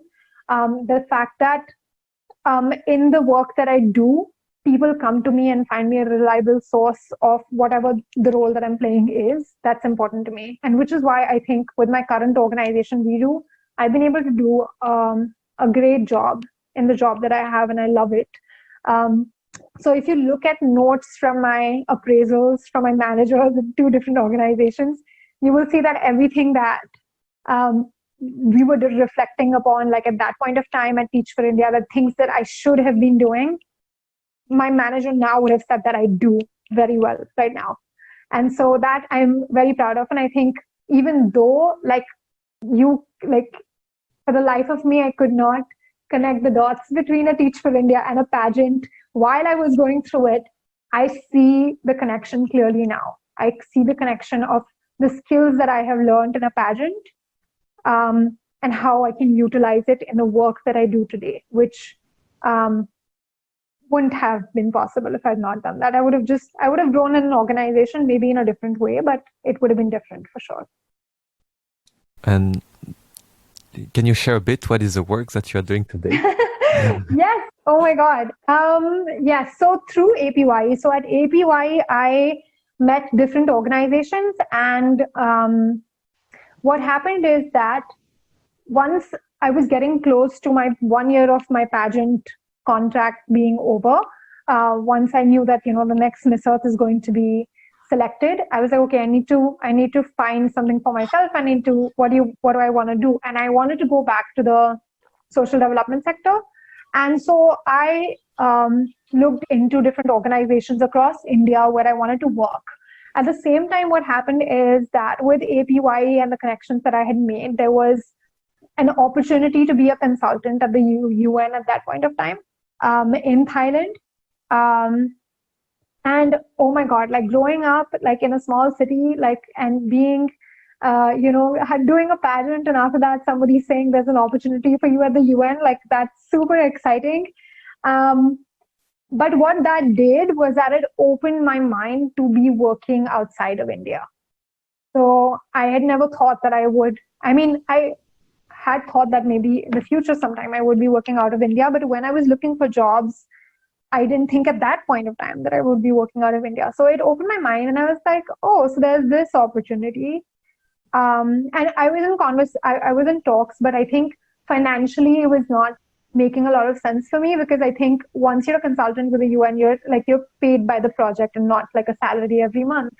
And at that point in time, I didn't have savings for me to sustain myself in Bangkok with like being paid once in 3 months.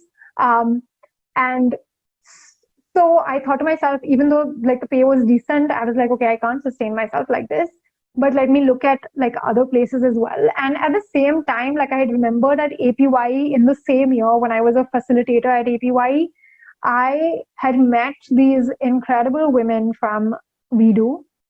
So, and some of my friends at ABY had also been a rising star at We Do. I didn't understand what that meant at that time, but I just gone up to them at APY on mentor day. So these women had come to mentor like the delegates of APY in Bangkok, and I went to them and I asked them like, "How are you?" And I've heard about We Do, and they were very kind and very sweet, and they told me a little bit about the organization. So I started around this time. I started looking into We Do as well, and then I saw that they had a position open that I thought I could do.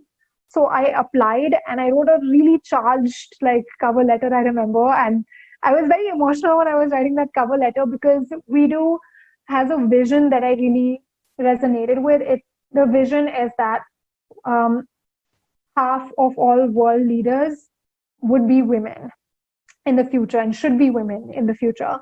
And another like really important thing that We Do believes is in that all women who strive to reach their full potential should have the opportunity to do so. And I think that's how my parents have raised me, right? Like even though I come from a smaller city where there is like gender inequity, where boys are sometimes given more preference than girls, and given more independence than women in deciding things for their lives. Like my parents always, and we are two daughters. I have an elder sister. My parents always encouraged me to like, go out of the house and go, expose myself to different opportunities. And even though I have just been dropping like huge bombs at home, just saying, I'm studying the media, no, now I'm teaching, and now I'm modeling. So like these conversations like were not the easiest to have at home, as in like I took a lot of time to even say them out loud in the first place. But they have been really supportive, and that's made a huge difference to my life. And so I really resonated with the vision of We Do, and I wrote like a really nice cover letter about why I want to work with them. And then they had some pre-work, and then they had 3 interviews, and then I got the job, and I was super excited. And then I moved to Bangkok, and I've been working with them for the past 2 years now. I complete 2 years on 15th October this year. I have had 2 exceptional managers who have given me the space to grow. I was in one role last year and I took on another role this year. So now I'm in a combined role in which I help to select, I reach out to women across Asia through different universities and organizations. If anybody listening has an organization like that, please connect with me. But I reach out to different women across Asia, tell them about our programs, and then work on the entire selection process. And then I also select mentors from all over the world and match them together so that they can work together on their goals and their leadership development. So I've been working with them, and yeah, I think that's where I am right now. We finally reached where I am right now. But yes, because of the pandemic, I've had to move back home. Like I actually moved before the pandemic, so I think the timing really worked out for me. But I've been at home and I've been working from home. But I have strong ties with everyone in my team, and we've been working well together so far. Yes, that's where we are now. So, so we finally reached the present. So I have a few questions about the future. Now that we are approaching 2 hours of discussion, what are some questions that you are asking yourself these days? One question I'm definitely asking is in terms of my education and what I want to learn. I want to study further, and I'm just trying to understand. So my last degree was in media, but all the work that I've done since like has largely been in the development sector. And so I am looking to learn more. But I think if you talk about the long term, like I said, I want to be leading organizations. Now, I'm not sure if this is going to be my own organization or another organization that I'm leading, but I see myself leading teams to work for communities in the future. I think in the next 5 years, that's what I want to reach, like in a leadership role where I'm managing like not just one team, but like different teams to work together towards like an outcome that means something to me and to the rest of the team as well.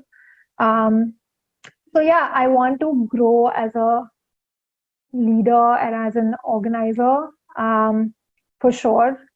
I want to And like, I know there's also this question of how you leverage like social media. I think it's a great tool, but at this point, I'm taking a break from social media to kind of know. I want to take some time to understand who I am as a brand. What do I care about?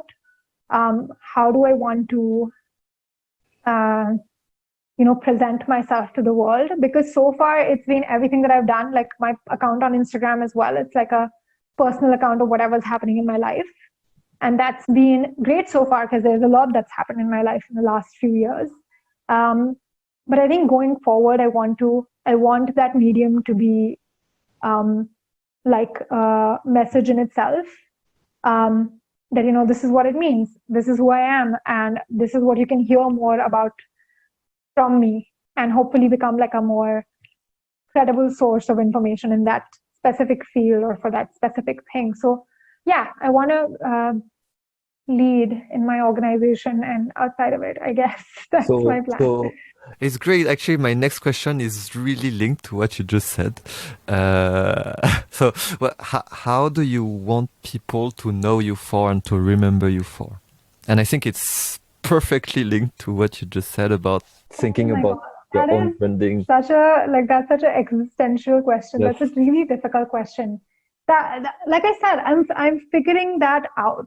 It's not easy for me because of the fact that I've had many different experiences. But I think those experiences have also equipped me to come to a conclusion about it. So I think I'm somewhere in the middle. I don't have an answer to that question, but I'm comfortable not having that answer right now, because I think it will take me a little bit of time to just like move away from, because I think these days what's happening, it's like there's so many platforms to talk at and there's so many issues, because now you know about all these issues, right? Earlier you had like the most immediate issue that was affecting you, that you cared about and you did something for. Now all of this information is right in your face every day, all the time.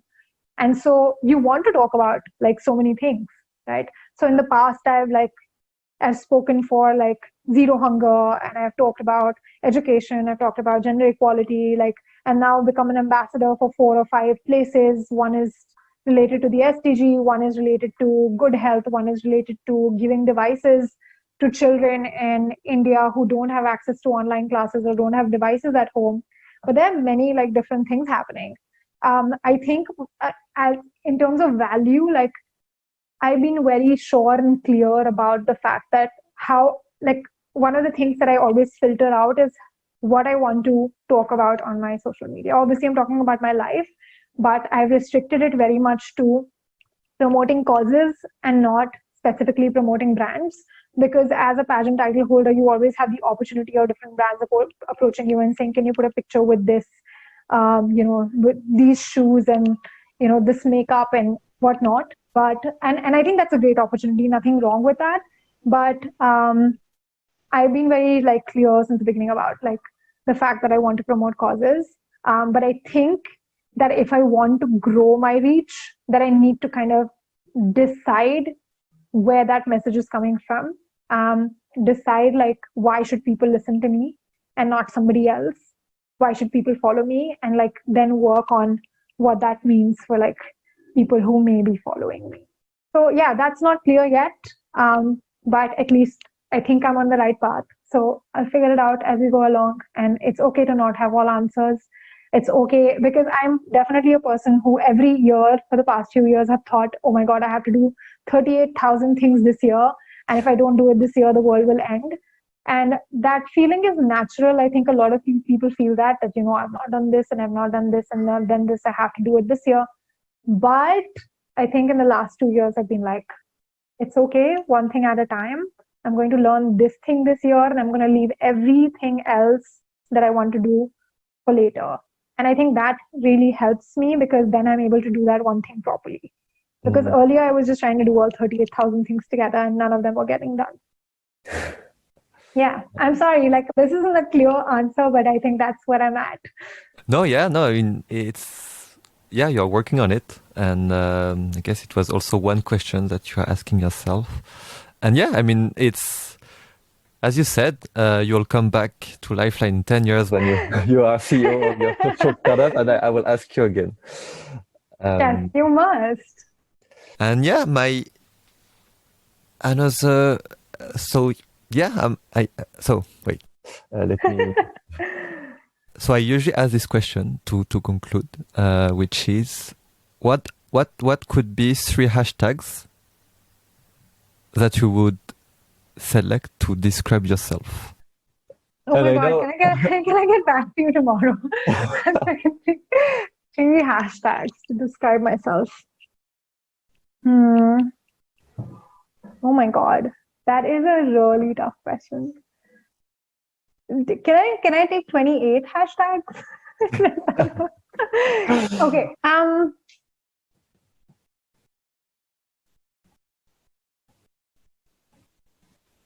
gonna take 30 seconds. Give me. Yeah, take that. No worries, no worries. Three hashtags to describe myself.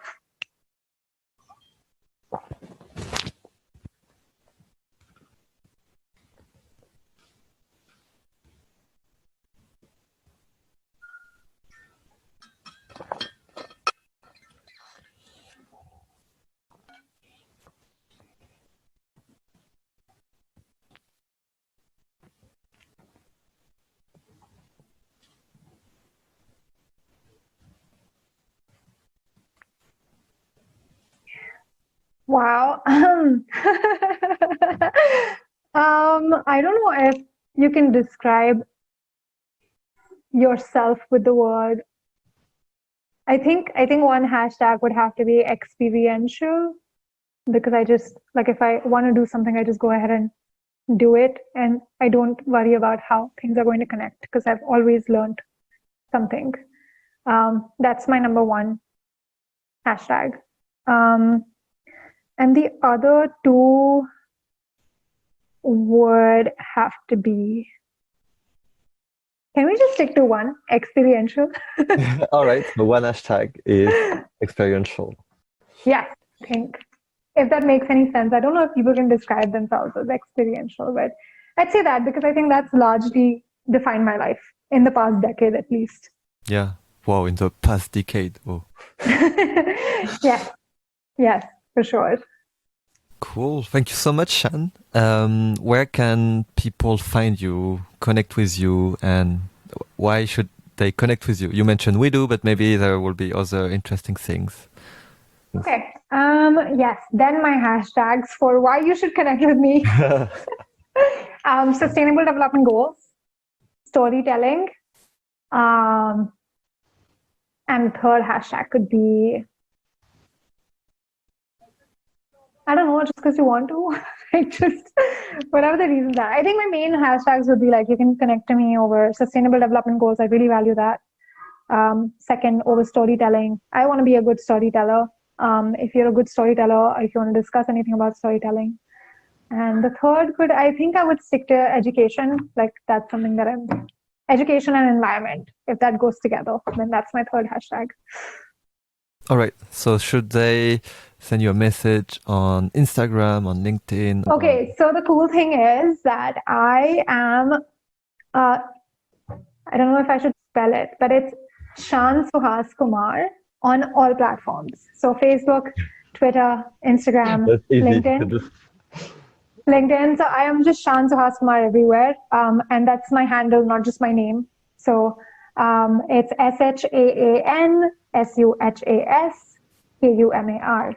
So if you do @Shaan Suhas Kumar on Instagram, you'll find me. If you do Facebook.com/Shaan Suhas Kumar, you'll find me. @Shaan Suhas Kumar on Twitter, and on LinkedIn, I think you'll just have to type the whole name in the search box and you'll find me. So yeah, easy peasy. All right. So yeah, everyone, reach out to Shaan Suhas Kumar on every possible platform to speak about storytelling, SDGs, and education, or anything. Pageants as well, or anything that you heard about in this whole thing. Yeah. Cool. I could give 10 more hashtags for sure. Cool. Yeah, no, thank you so much, Shaan, for this super intense conversation. I really loved it. And yeah, see you in 10 years. No, please see me before that. But you can, yeah, see you on Lifeline in 10 years or maybe 5 years. Let's see.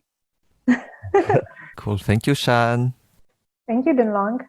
Thank you so much for listening to the intense and amazing journey of Shaan. And yeah, she said feel free to contact her and reach out to her for anything that might have resonated with you during this interview. And also, please do tell her if you enjoyed it so that she can know. And of course, don't forget to subscribe to Lifeline on the platform that you are currently using. And it would be amazing if you can share with your friends and share the story of Shaan to an even bigger audience. In the next episode, you will be meeting Gladys, a fearless filmmaker from the Philippines who co-founded Development Innovation Insider, which is a content creator and solution provider for the bottom of the pyramid. Here is an extract and see you next time. I just really want people to know that I'm this person who came from the province of the Philippines, a small town, in the mountainside. And I did my best to become who I want to be. And I created something that, you wouldn't even imagine creating. And I want to spread that positivity. I want to spread that inspiration to the young people, especially those who are in the grassroots, that they can really live their dreams.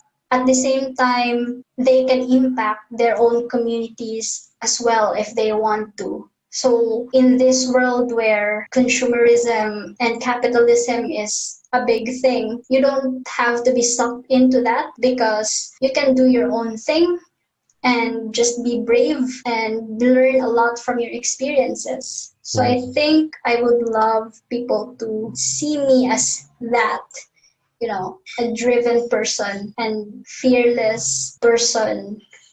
I just really look back to my life before, like if you're from the grassroots, you won't even imagine doing things like this, traveling around the world and stuff. So yeah, I just really want people to know that you can do it.